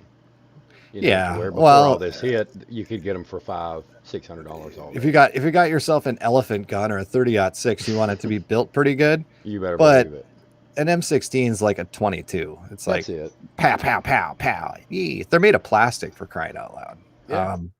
You can get anything. Anyways, that's a very sound investment. Then there's also, and then if you want to get something, after, under the you got the Monero out there, you can get something under the table maybe, but that's it. That's all cryptocurrencies for criminals. And it's like, no, cash is for criminals. Right. Cash is for criminals. Fiat. Dead slavery. I mean, no intrinsic value. No. That whole idea of that like cryptocurrency is for criminals and stuff. And it's like, well, criminals need to buy stuff off Amazon too. I mean, what are you saying? Exactly. You know what I'm saying? It's like, I got a record. I mean, I got to buy stuff. No, talking like, oh, the guy's he's going to be selling ounce of weeds for Bitcoin. And it's like, come on, who cares? Meanwhile, Goldman Sachs is like ripping people off for hundreds of billions of dollars, manipulating gold, all this stuff. All these people that, all the people, it's a great idea. Invest in gold, invest in gold, invest in gold. However, the market is so crazy manipulated. Gold's only gone up 3% in like 10 years. It's ridiculously suppressed. You know it, just like silver. It's suppressed. We had that discussion earlier. Because they have to hide the fact your money is inflating out of control. Right. And everybody matches the inflation rate to a gold ounce. And so you have to keep the ounce of gold down to like $1,700, which is what it was 15 years ago. Right. That's it. No, you got it. Ounces of gold should be like 20 grand right now. But, they have derivatives. They have, that's the other thing too, is when all this Bitcoin stuff comes in, you can buy the stuff at your bank. or you go to Robinhood or some of these apps, or you can use it on PayPal. You can use wherever you can use it or purchase it from or whatever. Make sure you can pull it off wherever you buy it. Okay. Otherwise, it's just what's called a derivative. And the reason that gold is kept so low is because they're allowed to print up fake, phony certificates that say, we owe you gold. I owe you some Bitcoin. Oh man, I owe you Ethereum. Oh, I owe you silver. Oh, we all owe each other. And they all pass these IOUs around, and then they just keep kind of printing them up and selling them. We owe you some more. And that's how the whole system is rigged. You can't really do that with crypto in the sense that it's not really Robinhood, it does it, and they're supposedly going to allow you to pull your crypto down. And before they even got it implemented, PayPal said that they're going to allow you to pull your crypto down too. None of this derivative nonsense. Interesting. Fantastic. When you get to where it goes. Go ahead, man. I don't know, man. It's like before this, you want to buy the stuff before it shows up in a bank. That's all I'm saying. You probably ain't going to get a good deal from one of them 14,000 investment type people talking to your boomer parents. Probably Bitcoin going to be about $200,000 there. Wow. But who knows? Yeah. I look at it like this is like the more the market's been down and the more I look at it, and I was telling you this earlier, it's like, oh, well, I totally don't even feel bad about it because there are very, very rich people who got in at 55,000, almost the top of the market. And I didn't get up that high. And you know what they're doing right now? They are buying. They are selling more stock, $600 million more of their business's stock so that they can buy more Bitcoin right now. Wow. After they spent $1 billion at the peak at $55,000. Insane. And they lost. I mean, their company stock went down by 50% and the Bitcoin's down by 50%. But they're buying more. Sure. That should tell you something. You got it. And they're not just taking out a loan. They're actually selling special stock certificates to like major players or something. But they took out a loan for the first $1 billion. That was Michael Saylor. He took out a loan for $1 billion before. But this is actual putting up something for it. It's not just free money. Yeah, it's collateral. And all these rich peoples are buying. So you could buy. Yeah, you just said it. What does that tell you? Just copy what the rich people are doing. Didn't they teach you that in school? You copy off the smart kid? All right. It doesn't matter what I'm doing, right? It doesn't matter that I'm sitting here in a zombie wasteland without nothing. Love the background. Yeah. Straight out of Fallout, I think. Yeah, it doesn't matter what I say. Look at what the rich people are doing. And don't listen to what they're saying. Because they're trying to. Donald Trump is he's a bankster guy. He's totally controlling the market. Oh, but nobody can touch him because he has money. Well, everyone wants to say that the guy's so bankrupt and went bankrupt a bunch of times, and it's like, yes, that's how you don't pay taxes, guys. That's exactly right. I mean, you have to take advantage of the things that are here in America. These people. This is my main problem with the boomers, and Jack already knows all about it. Is that nobody ever told me any of this stuff when I was a kid. Settle down. There's a way I can legally avoid paying taxes, and you didn't tell me about this? Punks. You didn't tell me that 20% on a student loan is a terrible idea? You didn't help me with that? Just some of the most basic things that people have to learn on their own these days. And like everybody in my generation that I went to high school with is in the same boat. Their parents didn't teach them anything either. Yeah. It's like, you didn't give me any real information. Now my dad did, but because he's a state guy who operates through the the drone, kind of like I used to too, where you plug me into the machine cog work. I do my job better than everybody else does, and then I unplug from the cog machine and go do my thing. Sure. And I don't want anything else to do with the cog machine. It can go do whatever it wants, and I'll go do my thing. And that's the way that my dad was. And he taught me when he's doing his thing and building stuff or cutting wood or working on an engine or doing whatever. Nice. I was right. I learned how to do that stuff. He didn't need to tell me how to plug into the state. although he did Right. literally tell me to plug into the state. He did literally tell me when I was working, I was a baker making like $15 an hour, but I didn't want to do that anymore. And he's like, well, yeah, you can get a job here. They're hiring for a janitor down here at the warehouse. And I'm like, what am I going to go stop being a baker to go be a janitor? Well, I mean, the pay is $8.50. And I'm like, I'm making twice that. And he's like, well, yeah, but it's a state job. I mean, you're there for a year. They won't be able to fire you and they'll probably double your pay. And I'm like, that's it. Yep. And it's like the life of a boomer where you just sit somewhere and they keep doubling your pay every year and give you unlimited, give you your retirement, Cadillac health plan and all this stuff. Max, go to your happy place. No. It's okay, man. This is Minnesota, and not everybody is as state communistic as Minnesota. I am just relaying my personal experience in it because it is literal experience in it. I grew up, my dad worked for the state for 45 years. Oh, wow. Okay. And they were trying to usher him out of he was a computer programmer, if you can believe it, mainframe things. It's like, dad doesn't even know how to keyboard type his name. So he didn't do anything but sit outside and smoke his pipe. But that's the state. Sure. So anyways, when they got rid of mainframe computers, he's getting close to retirement. They figure out what are they going to do with him? And they go, well, I know. We'll make him the manager of a warehouse and he won't like it. So then he'll quit.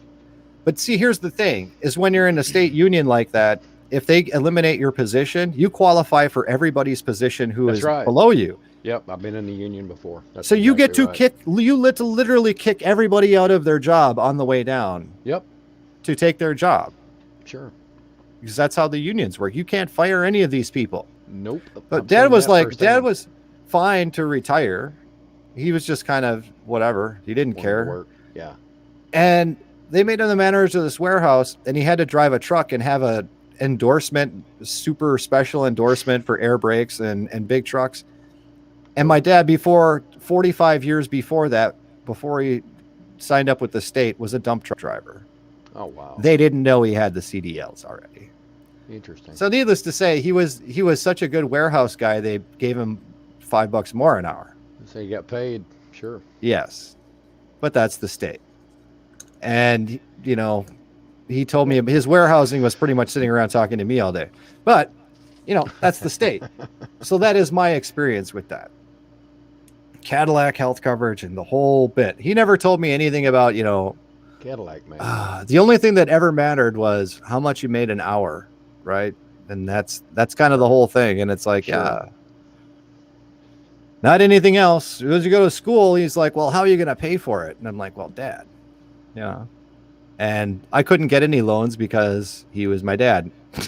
I understand. Wife couldn't get any loans because of her parents.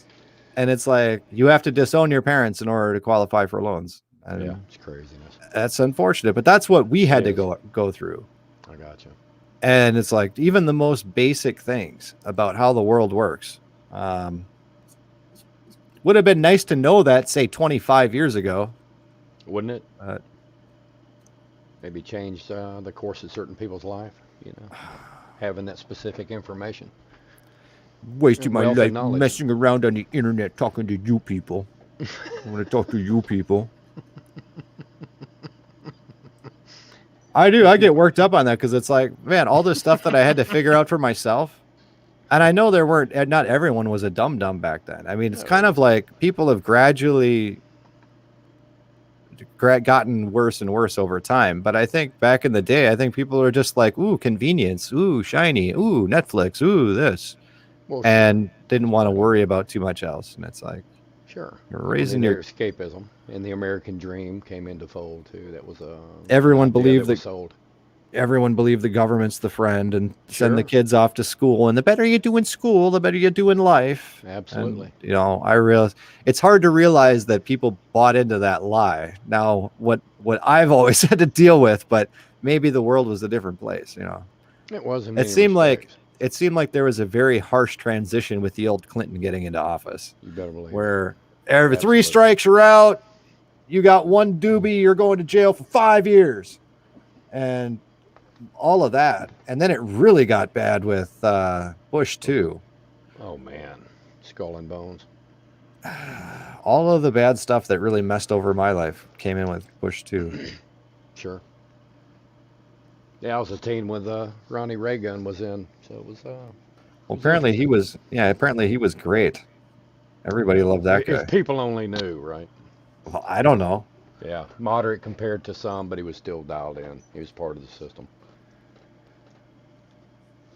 no doubt. They all Well, have to sure, but they were still under the we're going to go easy on the boomer generation era. Is the only thing that I can figure. To a degree, yeah, I would agree with that. I don't know.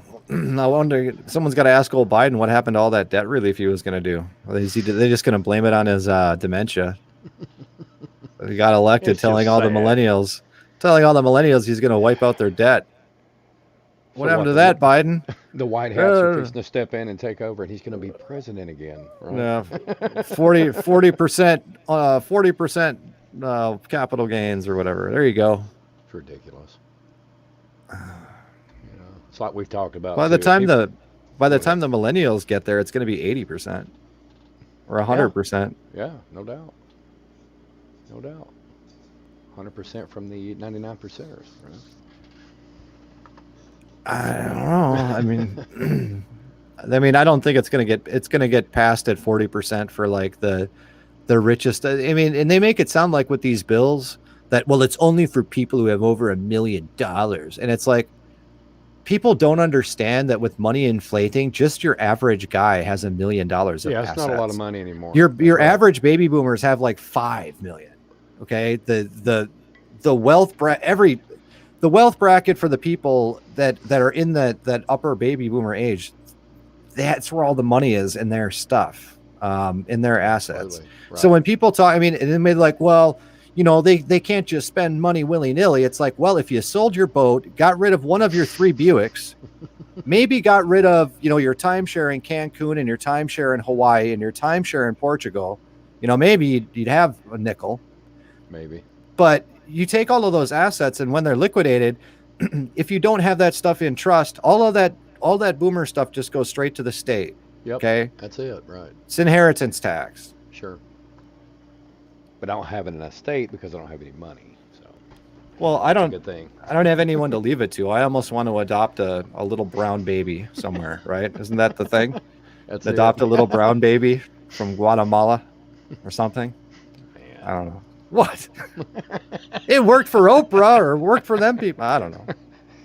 Oh, I don't know. That's funny. I'm just saying. I mean, my brother, if there's one thing, you know, one thing that my brother did do is all of his stuff is set up in trust for his kids. And it's like, good. Oh, that's smart. Who told you that? And how come they didn't tell me? That's what I'm mad about.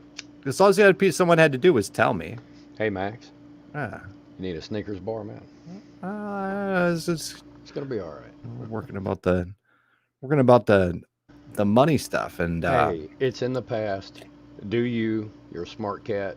You got to figure it out. We're not promised tomorrow. Just hang in there. Hang on for the ride, man. It's gonna be interesting. Yeah.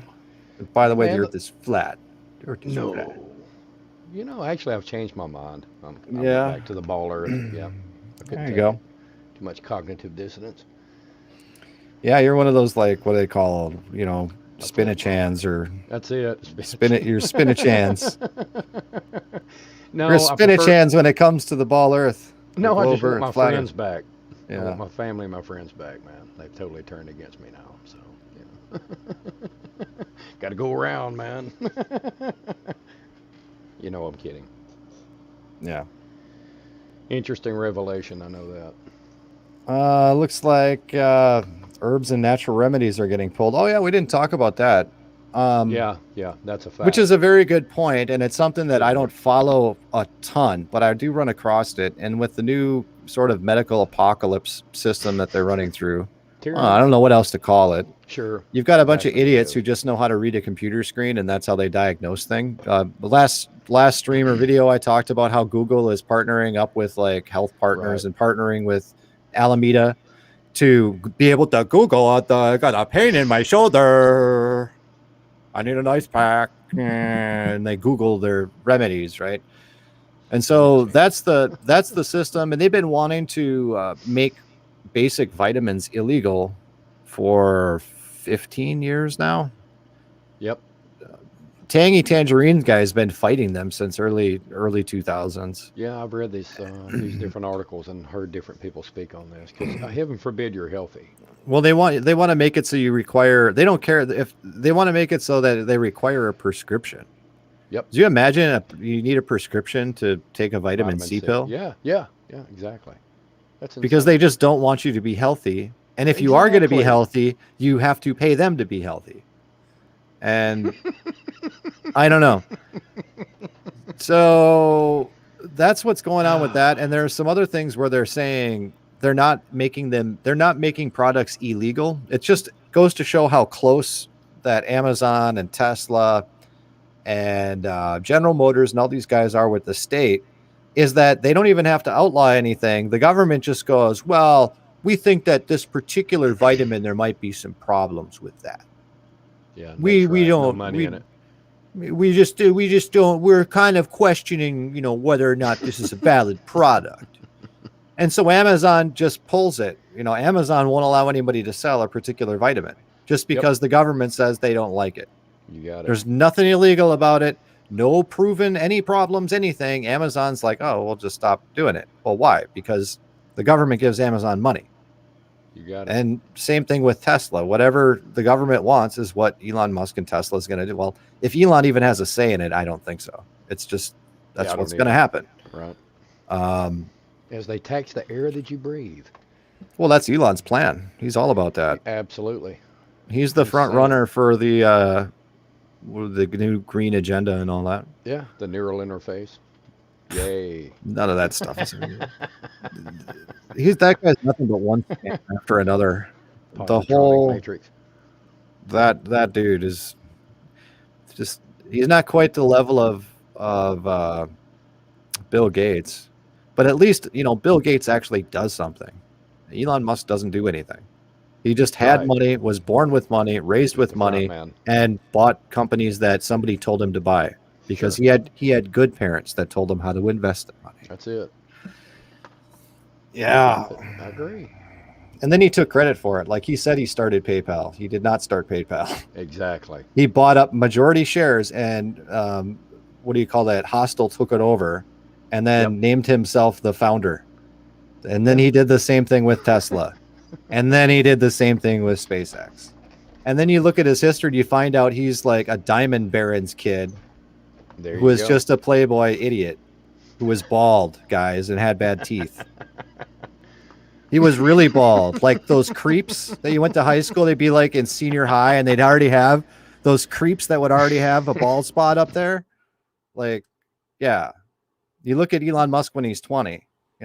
I know male pattern baldness. I don't have that problem. I don't need to hear it. I'm making a joke. I find it creepy. I find it very creepy. You find it creepy? That's funny. Guy who's like 18. I knew a guy who was 20 and it was bald like that. And then what they do is they don't even bother to think about plugs or even wearing a hat. Then they start shaving their head, right? They start shaving their head. That's even worse. Then they look like big toes. I mean, I don't know. You got to be a very specific Mr. Clean type body to do the shaved head. Otherwise, it just looks weird and creepy. But, like that's just me. They do. That's funny. Did you ever heard Joe the Toe Rogan? That's where that comes from. No. When someone says Rogan's up, it's because he looks like the thumb that's on the like thing on YouTube. No. They say Rogan's up. What? Yes. He looks like a toe. The guy has so much HGH in his system, his head's swollen up bigger than mine. Well, it's true. And he's a big guy. So if his head is this big, Never heard it's like a 20-pound head. No vitamin D for you. Yeah, no soup for you. That's it. You got it, Nick. And yeah, I don't know. I get my supplements off of Amazon. So, what are you going to do? I can go buy oranges. I'm good. Yeah, well, things like things like vitamins, basic ones, you're going to be able to get anywhere. But if you get something special that comes from like Japan or something, you may as well get an extra. Yeah, no doubt. Yeah, because the supply chain issues. Unless it's made in America, I don't know. You're kind of at the mercy. And thank you, NAFTA and GATT. You do not place all your eggs in one basket. Yeah. It's ridiculous. Well, they go out of their way to waste as much money as possible because people and living human beings are way too productive to where people talk about government inefficiencies and why is the government so inefficient? Because the government has to be that inefficient. Because if they don't, then people will succeed and then you're not slaves anymore. Thank you. So they have to waste all of the money that you give them. And as soon as people start succeeding, they have to start taxing you more. It's actually a good way of putting it, That's all it is. That's true. Absolutely. It's once upon a time, maybe America was wonderful. Okay. But look at communist Russia and look at communist China. Okay. The government pays the crew to go tear up, to pave over a road and make it all nice and perfect. The next week, they pay the road crew to go out there and tear it up and fix the sewer. You got it. Okay. Why would you tear it up right after you just built the road? Because to meet the budgets. The person's family has the contract to build the road, and another person's family has the thing to do the sewer. And if they swatch them, everyone gets paid a couple of times over, and they waste enough money to keep the people poor that it's all good. Special interest. You've got your priest class that makes all the money, and they're the government, and then you've got the slaves. There you go. Two-class system. That's it. And that's how it is. Yep. And I don't expect like millennial people to see it and young people in their 20s or anything to know any of this stuff. But someone should have told me when I was like 20 something. I didn't get to have like YouTube and people speaking sense. Right. And blowing their stack on the internet. Where was I 20 years ago? This is unacceptable. Amy, quick, go get John a Snickers, quick. No. It's funny, man. No, it's just one of them things. It's just, and I know it probably wasn't this bad, but you'd think like back then you'd almost would be able to stop some of it. And then now it's just gone too far and you see that nobody cares. Well, sure, there's always been that opportunity. It's always been there.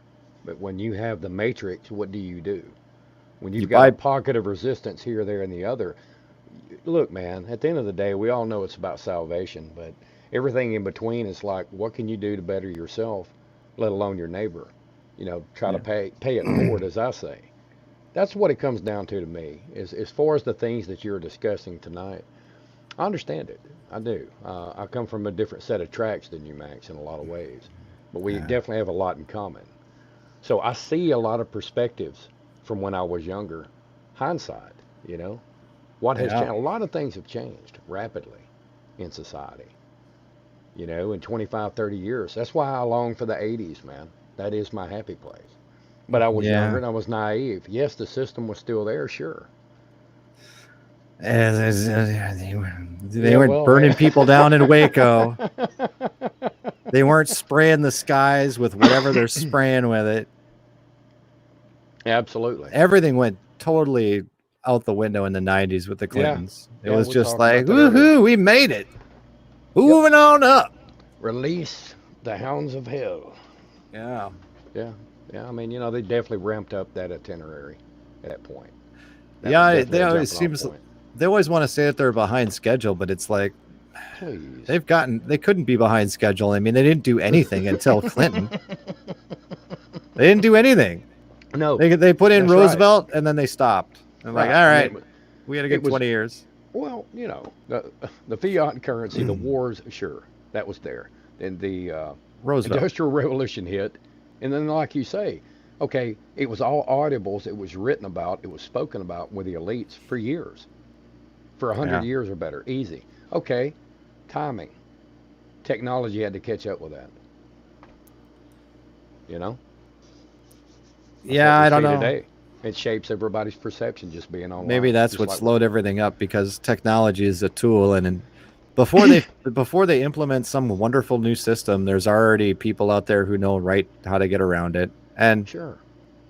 Sure. That's absolutely right, Max. It's exactly why the federal government wanted to and actually has handed over the torch, so to speak, as far as the interwebs. yeah, That's all controlled. And we can all see that narrative as well, but it's all pre-planned. It's fun to sit and talk about these things, and like we've discussed many a night, stay apprised, know what's going on around you. We have to meet the Lord halfway. You have to be diligent. And everybody's different on different levels with that, and that's fine. Be carefree, but for me personally, I'm like Max in that respect. I study these things because it's very interesting, but I like to know what's going on. I like to know what's coming at me. But I never do it from a fear-based perspective. Oh, I'm not afraid of nothing. I'm angry. I'm past that point too. Man, I was too, but I had to. I was too, but I'm 52, man. I've got problems. I don't need it. I just don't, man. I prayed for peace about a lot of things for a while, and it's like, live your life like you say. It's the best apocalyptic event ever. Seize it. Do something with it. Well, it's a wonderful motivator, isn't it? Yes. Absolutely. And if it isn't bad enough with the New World Order, we have these Hebrew rooters. They just keep on rooting, baby. When I be, ruffling my feathers or something. Yeah, well, that's understandable too, because it's a very dangerous thing that's creeping into everything. The Lord is specific in Scripture. He warns us about these things, how all these wolves are going to creep in, and we see it. Because true Christianity is a very small, confined unit. It's a small community. That's just simple as that. I think most of us get that now. Yeah. I mean, really, it's amazing to me. All the heresy that's just, I'm even surprised. And I hadn't been surprised by anything in years. It just blows my mind. It's like, I've told you this before, and I'm sure all of us have experienced this on a day-to-day. Anybody that you come in contact with in your personal life and you bring up religion or backgrounds or whatever in salvation, if the opportunity's there, I bring it up. 9 times out of 10, most people, they always go to that merit system. Oh yeah. I go to church, I do this, I do that. I'm a good person. You got it. Just about every time, and it blows my mind. I really shouldn't be surprised, but it's like, wow. Has nothing to do with religion. That's why religious people in those systems, they hate me. They cannot stand me. And I work around a few of them. They're just like, man, I'm the heretic. I'm like, okay. But they can't prove me wrong by Scripture. It's only by what they've been taught. Or what they're getting from their pastor. I'm like, no. If you're born again, you're a Bible believer, or you just a reader, like we've all been accused of. So which is it? It's real simple. Unmerited favor. He paid it all. That's it. Yeah. But look at what I do. Yeah, it's funny. I've only been asked to explain the faith alone perspective from a Hebrew roots heretic perspective. It's only those guys who question, what about this? What about that? What about this? Not just random people. Yeah. Yeah, it's interesting. Does that mean that most people get that you can't do anything but faith? Do you think?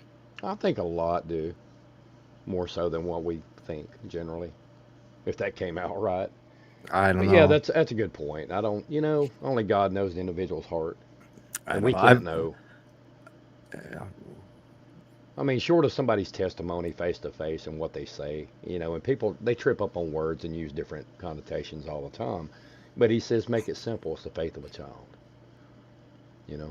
It's not the complicated news for a reason. Come on. Well, no, it's written down in the Torah. How are you going to mess it up? He wrote it down for you, right? You got it. So I got a comment that came in the last 45 minutes. So I'm assuming the person saw that I had live streaming. So this is for Homestead Sniper. So can you tell me where Yeshua said he came to do away with the law?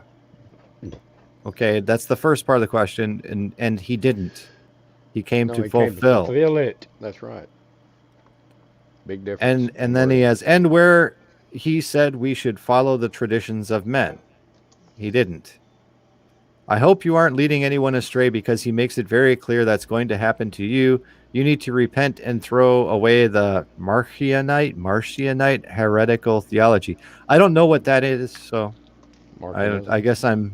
guess I'm all right. I don't know what that is. I don't follow. I think I do. I've told everybody over and over and over and over again. If you're following something that ends in an ism, you're probably in a cult. If you're following Lutheranism, Right. Methodism, Yep. all of these little things, you're in a cult because it's after some guy's teachings. Been there, done And that. I don't think that I've run across any yet that were started by a guy that's like, that's a good one to be in.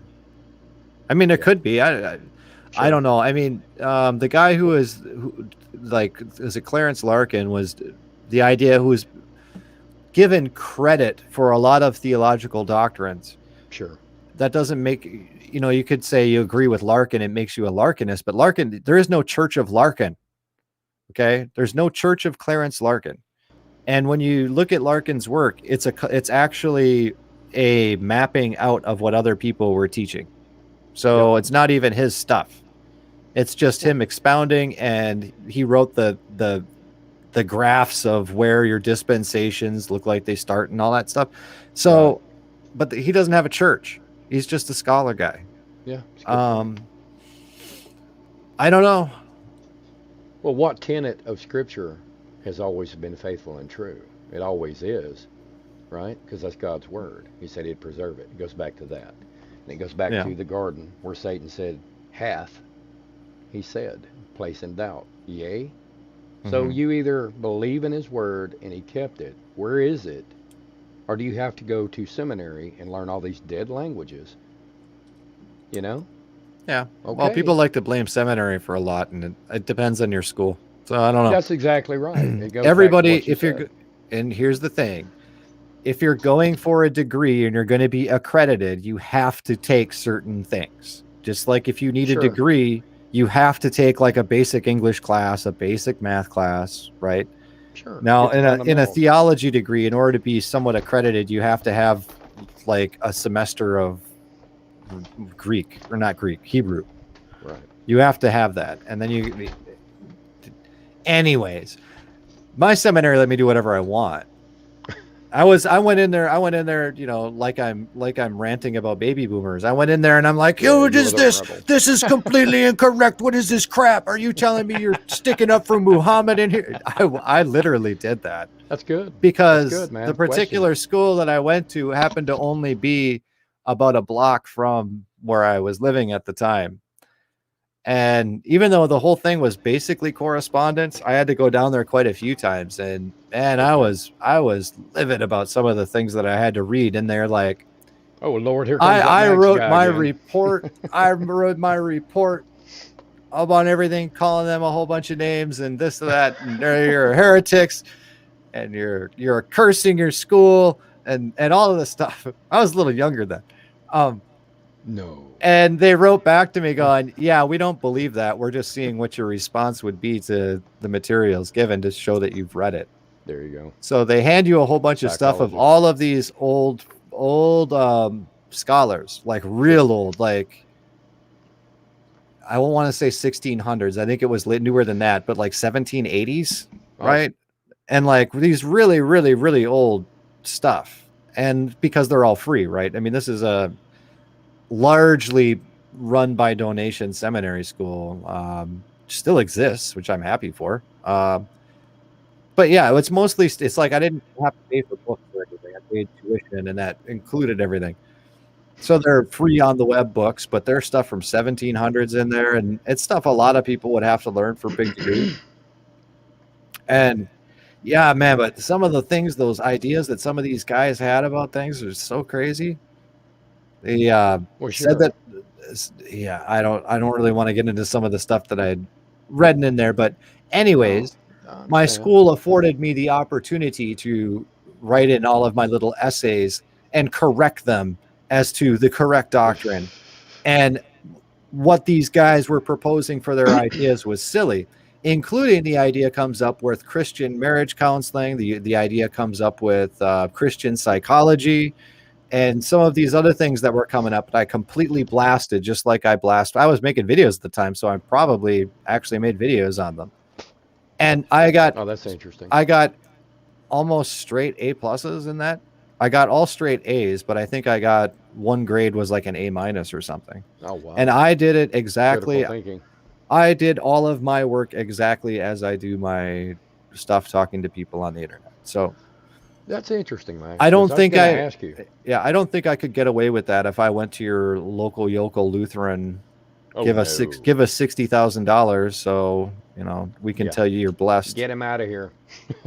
Yeah, they probably would have thrown me out. I've been asked to leave a couple places, you know. But it's just straight up heresy. It's like, excuse me, that's not what Scripture says. Just because they had to take a little bit of Hebrew doesn't mean you don't know what you're talking about, you know. Right. I understand. Sure. And there's always an argument for that. Most people always goes back to that one point in Scripture that says you need no man to be a teacher. Most people, like 99% of people who would go to a seminary school, intend on being a pastor and getting a job in a church. So they are there to make their grade, and they'll say whatever. They don't care. Get my grade. And then when I'm out, I'll go to a church and they'll tell me to do whatever, and I'll do that. And that's kind of how people are. There are a lot of people that have no business being a pastor. I'd say the majority. Amen to that, Max. And it's like, a lot of people look at a pastoralship as no different than just a regular job. You know, they go to get their degree and whatever they're interested in, and then they go get a job. Right. It is supposed to be. But it's like, if you want power for no reason, then you're going to go into some type of ministry. Oh, people will listen to me. No one listened to me in high school. I always got my lunch money stolen and big kids beat me up. I'm going to go be a pastor. And then when they fail out of seminary, then they're going to go be a cop. I gotta get you there. Beat me to it. Got you there. Yep. Got you there. You got it. I've known you too long, Max. Now, in case anybody hasn't noticed or lives on replay, you know, because there are newer people around here. It's like, look, I put in perspective. I run my mouth and I make a lot of generalizations, and I'm kidding and having fun and not being too harsh, but it's just a general sentiment. And of course, when I make fun of boomers, there is a lot of boomers who watch me who are great. Okay.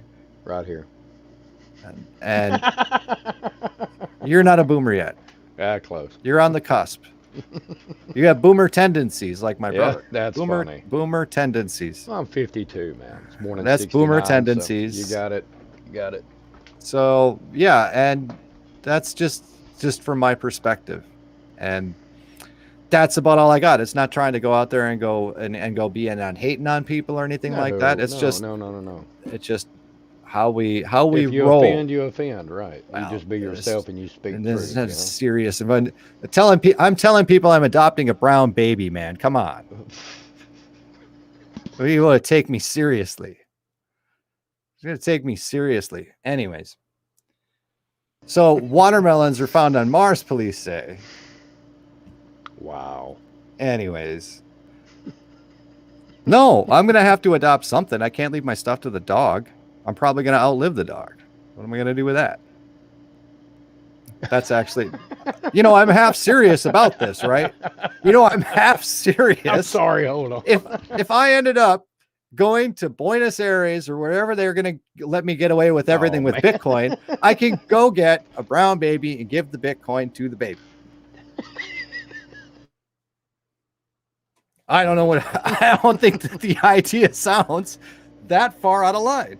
No, look, man. Look, adoption, I love it. I'm all about it. More people should do it, obviously. That's right. I know way too many people that should never I don't want a vaccinated American. I don't want that.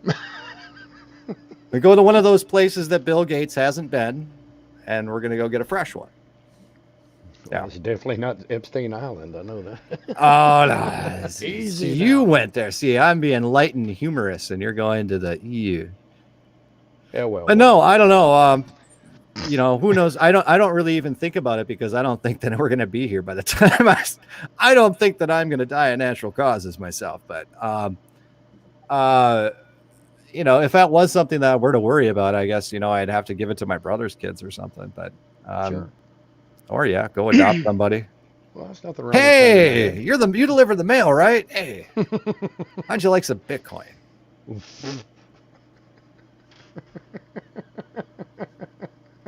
I don't know. Oh man, you're still young. Why not? I'm reasonably young. Sure. I'm about halfway there. That's it. Comes at you quick, man. Do something with it. You know. Yeah. I don't know. Seriously. Like I said, we're figuring we're on our things is like, yeah, 20, 30 years for 20, 30 years for New World Order, right?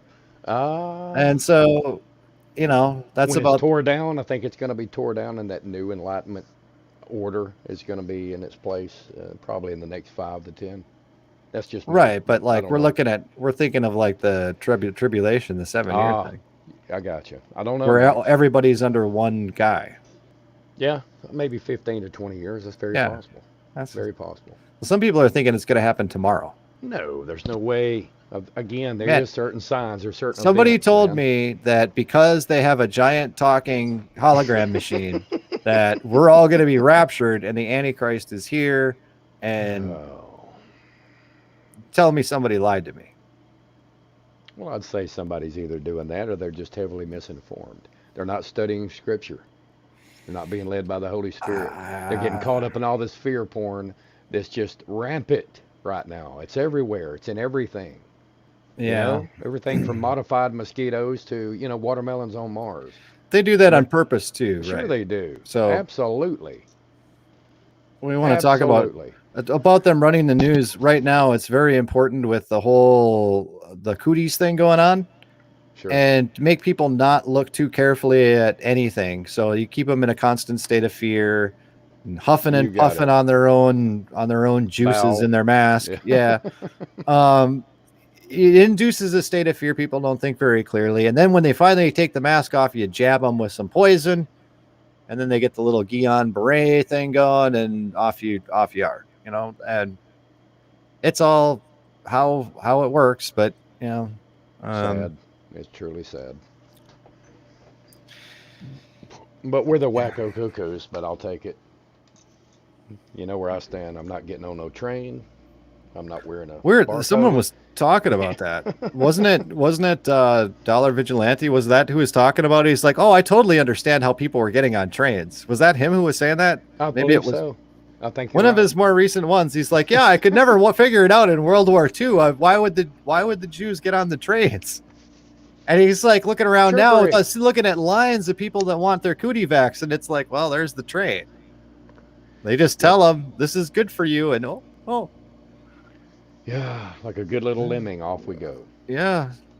Unfortunately, that's just how people are. You like to think different, but you know, I mean, not everybody is in the same spectrum mindset. Well, that's true. I guess that's an appropriate word. He was saying they're gauging people based on their brainwave. That goes back to the 5G thing, which I think I covered before you came on. Right, but right, and where you have alpha for a long time. Yeah, you have alpha, beta, delta, theta waves, and they actually have the people classified as to where they are and in what regions and all this stuff. So, you know, 5G could have something to do with that. Little mind control action. High-speed communication, but the frequency, you look at that, you look at the baud rate and everything that was developed for 5G, it's no more dangerous than anything else that's next to you in your living room or right next to your computer now. Yeah, did you catch a microwave oven for how long? Yeah, did you catch the part where I said that they're pulling cell phones apart and the cell phone techs say that there's no 5G chips in any cell phones? I've been taking them apart for years. I can back that up. I can promise you that. I'll even put up a video about it. They said that the 5G chip, they showed where it should be, and then they said it's just a marketing ploy. So the 5G towers that they're putting up are not what they're saying it is. No. Actually, a slower technology. It's just well, 5G is, when you look at it, instead of 802.11b, which is really, really slow wireless, but we had AC 15 years ago. Right. It's 802.11g. Right. Which is like 5 megasecond or something. I mean, it's not super blazing fast, but it's good enough. Yeah. And actual wireless G is supposed to be like 100 megasecond. And the guy says that none of the phones, even brand new ones, have any 5G chips in them. So I don't know. Well, the last two that I've taken apart were smartphones within 6 months, relatively Yeah. new. I didn't see any of that. Well, they say that they're on it though. They cell phones have said that it's equipped with it where available for the last couple of years. So Sure. the real question now is what are they doing with the other things? It's mind And control. well, they got a wireless strap to my house with those smart meters. So the last thing I Yeah. need to worry about is 5G. But How did that come um, along? I never I did don't that. know. I get heart Okay. palpitations between 1 a.m. and 2 a.m. every night. I'm not kidding you. What? Yeah, that's because they broadcast like 20,000 volts That's exactly right. when they bump it out once a day, Sure. twice a day. They bump it Sure. out, and yeah, you get heart palpitations. Yeah, I've actually read Otherwise, that. it's I thought you were running. kidding because No, I actually thought you beat that. no, I Somewhat didn't. working on it. Okay, interesting. I I signed have the a form shield. 5 years ago. I beat I it. have a shield around it, but the only way that I can put the shield on is it like protects my dog running around the yard. It doesn't do anything for me sitting at the kitchen table. But where I am and where I broadcast from and in my area is about 30 feet from the thing. So where I'm sitting, it shouldn't be too bad, but I do get a heart thing going on. But Wow. it'll be fine. It'll be fine. Where's that cootie vax? I'm gonna jump Max is start it. walking in his sleep and talking Off backwards the again. start. Oh, That's I had to interesting. stop. I had to turn off watching Max Egan because he goes through all of like the bad stuff with what's going on with that. And it's like, I get too ticked and I can't watch it. I like to be Yeah, it's BS. blissfully unaware of the particulars. I just like to see the numbers that say, "Oh, a bunch of people died." Oh, okay. I don't like to see the videos of them, and that's not my thing. It makes me angry. Yeah, me too. I agree with You that. Yeah, there's too much of that you fear out can't. there. It's like if there's scientific papers on it, if they're independent reviews, and people like me have hacked these things and looked at them, tested them, verified it, true scientific method, then that's different. We'll go from there. Yeah. What's the benefits? What's the pros and cons? But that's all set up for the smart cities. That's all that is. To watch every Yeah. move you make, how much They're clothes you're washing every day. see That's like it. that stuff. They have that New World Order surveillance society in like England, Right. but in America, your larger cities might have a camera on the stoplights, but that ain't gonna cut it. It's a Oh, pretty big country. speaking of that, real quick, Uh, I probably shouldn't say this, but I'll put it in a way. I did read that a one went certain missing. individual, yeah, Yeah. well, these on the intersections, Yeah. there's these receivers, right? They go Yeah. by infrared. It's for the local emergency vehicles, right? Yeah. So when they're approaching these intersections, it changes the light for them. Hmm. Okay. Supposedly, this individual can take a remote control, go into it, take a piece of aluminum foil, and put Hmm. behind the infrared diodes, kind of direct the pattern. Yeah. Okay, when you're approaching this light, from what I've read about this individual, you can aim it at the receiver up on the pole, And press the she'll button, go and straight through. you got it. There you go. Just a Yeah. fun little tidbit, a little hack. Look it Yeah. up I on think the you can internet. hit them with like mag lights and stuff too, depending on what they are. Um, Yeah, you yeah. can. Yeah, it's interesting. They're not those aren't very complicated. I thought you were talking about the plate reading view cameras that want to send you a ticket with nobody watching you that are completely illegal, but they haven't been taken down. Yeah, You you're know right. about those ones that Yeah, it's been have beat in court. mysterious accidents happen to those. I mean, the crows must fly off with them. I don't know. The crows really love those traffic cameras. And when they first started setting those up, did you ever see the story about the gentleman from New York? Or it might have been Uh, California. Okay. He gets the picture in the mail, right? There's the ticket. He's like, yeah, what? And he goes, okay. So he takes out his money, takes the picture, mails it to him. At least they yeah, had a sense of humor. They mail him back a picture of their own of handcuffs. yeah. Nice. Yeah, I thought it was pretty funny. Yeah, it's just more money. It's just a money system. Oh yeah, I got to keep the people poor. That's all it's about. Keep them poor. Keep them poor. Dumb and poor. Yeah. You got it. Subservient to the system, no doubt. So I don't know, man. We've been going for a while now. It's getting close to 1. You got anything extra special to say? Okay, I'm just reading this individual. I can't make out the name. My screen's kind of Claudio Redu. Yeah. There you go. We are already in the Great Trib. If you wore a mask or took a COVID test, you are in danger of hell. Mm-hmm. Okay. You can't bow without a mask. No, that's not true. I don't wear a mask. I hadn't taken the jab, but what are you implying there? You're not in danger of hell for that because that's a work. It's a volitional thing. This is not the mark by any stretch of the imagination. It's conditioning, yes, but... I would like to know why you think you're in the Great Trib.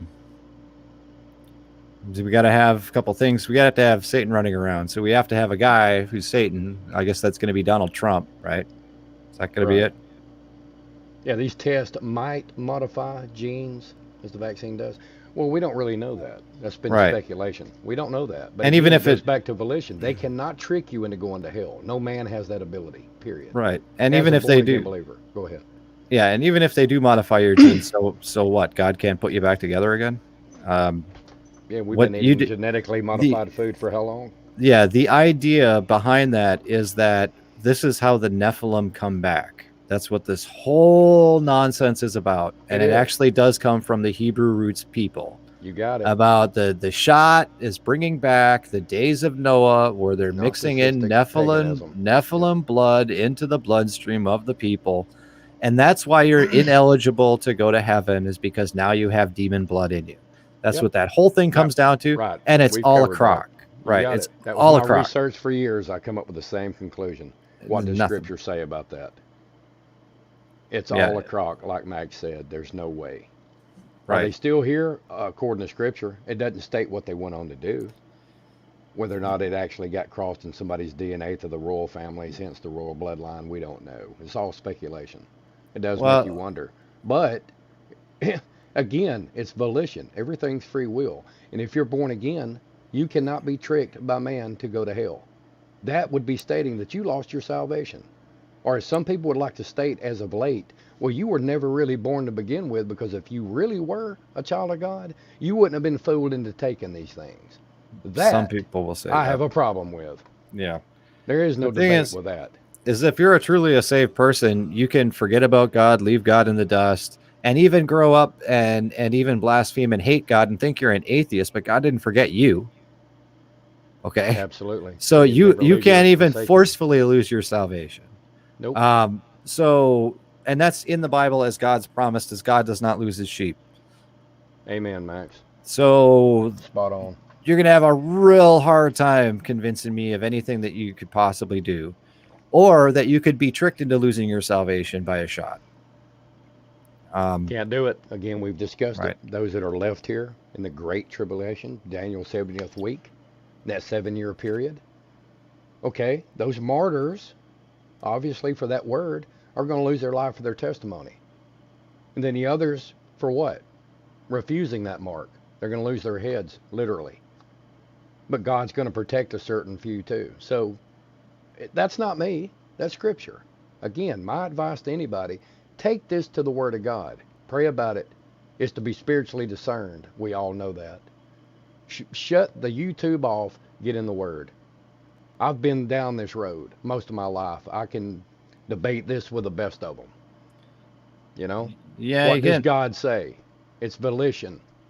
You cannot be tricked into going to hell, people. Period. No, even if you end up a Hebrew rooter or something like that, if you actually have true faith, you're still going to heaven. You just wasted a big chunk of your life feeling miserable. Right.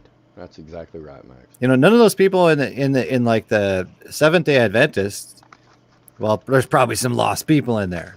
But if you take their doctrine and the gospel that they preach comes from the Bible, those are saved people. They like to do their Saturday thing, and they'll kick you out of their club if you don't do it. And some of those guys will even say, well, you're jeopardizing your salvation. And they'll say that, but they can say whatever they want to. That doesn't make it true. Yeah. And all of those people who want to maintain control and power are going to say you need to do something to maintain your salvation. Just look at the Catholics. They got 1.5 billion of them people that are all doing whatever whatever their little father tells them.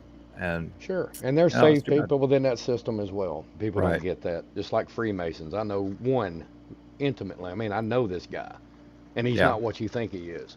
So we've been sold a bill of goods on that too. You can't blanket statement everybody and put everybody in the same basket. I want a blanket statement everybody all the time. They're all in one big blanket. Well, that's what you do, you generalizer. Everybody's in the blanket. Roll them up. Yeah, that's what we're going to do is we're going to roll them up. Claudio, Radu, I know you've been around a while, Claudio, so yeah. If you got any questions, you can email me. But that's our deal. None of us teach anything about that, losing salvation. We're all, salvation is a one-time through faith deal that is your forever ticket. And that's real clear in Scripture, right? That's how we go. Got to. Because I've been on the other side of that fence too, Claudia. So, been involved in 2 cults, believed in Lordship salvation, nearly took my life because of that issue. Yeah. So, that's at the end of the day, it's about Christ shed blood, and you trusted in that. And if you do that, you're good. Period. And random guy asks, what are the Cootie vaxes really for? Well, to poison people. That's what they're for. That's it. It's depopulation program. Just poison. I mean, you can come up with all kinds of wild ideas that no one's ever going to prove, but you just say, they poison people. Why is there fluoride in the water system? To poison people. That's right. You can come out with the exact things that they're doing in the programs, and it's like it's just poison. You don't have to worry much beyond that. Why are they spraying the skies? Well, probably to control the weather on that one, but poison. It's the same deal. Nanoparticles. It's poison. Some kind of scan. Book of Relief is just getting here, and we're shutting her down, I think. So, everyone, thanks for hanging out. I know it's like weekday and it's really, really late, but yeah, it's always nice to talk to my handler, put me in the right direction, and make sure I don't do sweeping generalizations too much. Got to keep my eyes on you, Max. That's right. What's up, Phil? How's it going, brother? All right, so that's what we got. We're going to shut her down. Bless. Have a good night. I enjoyed it. Thank you, Max. All right.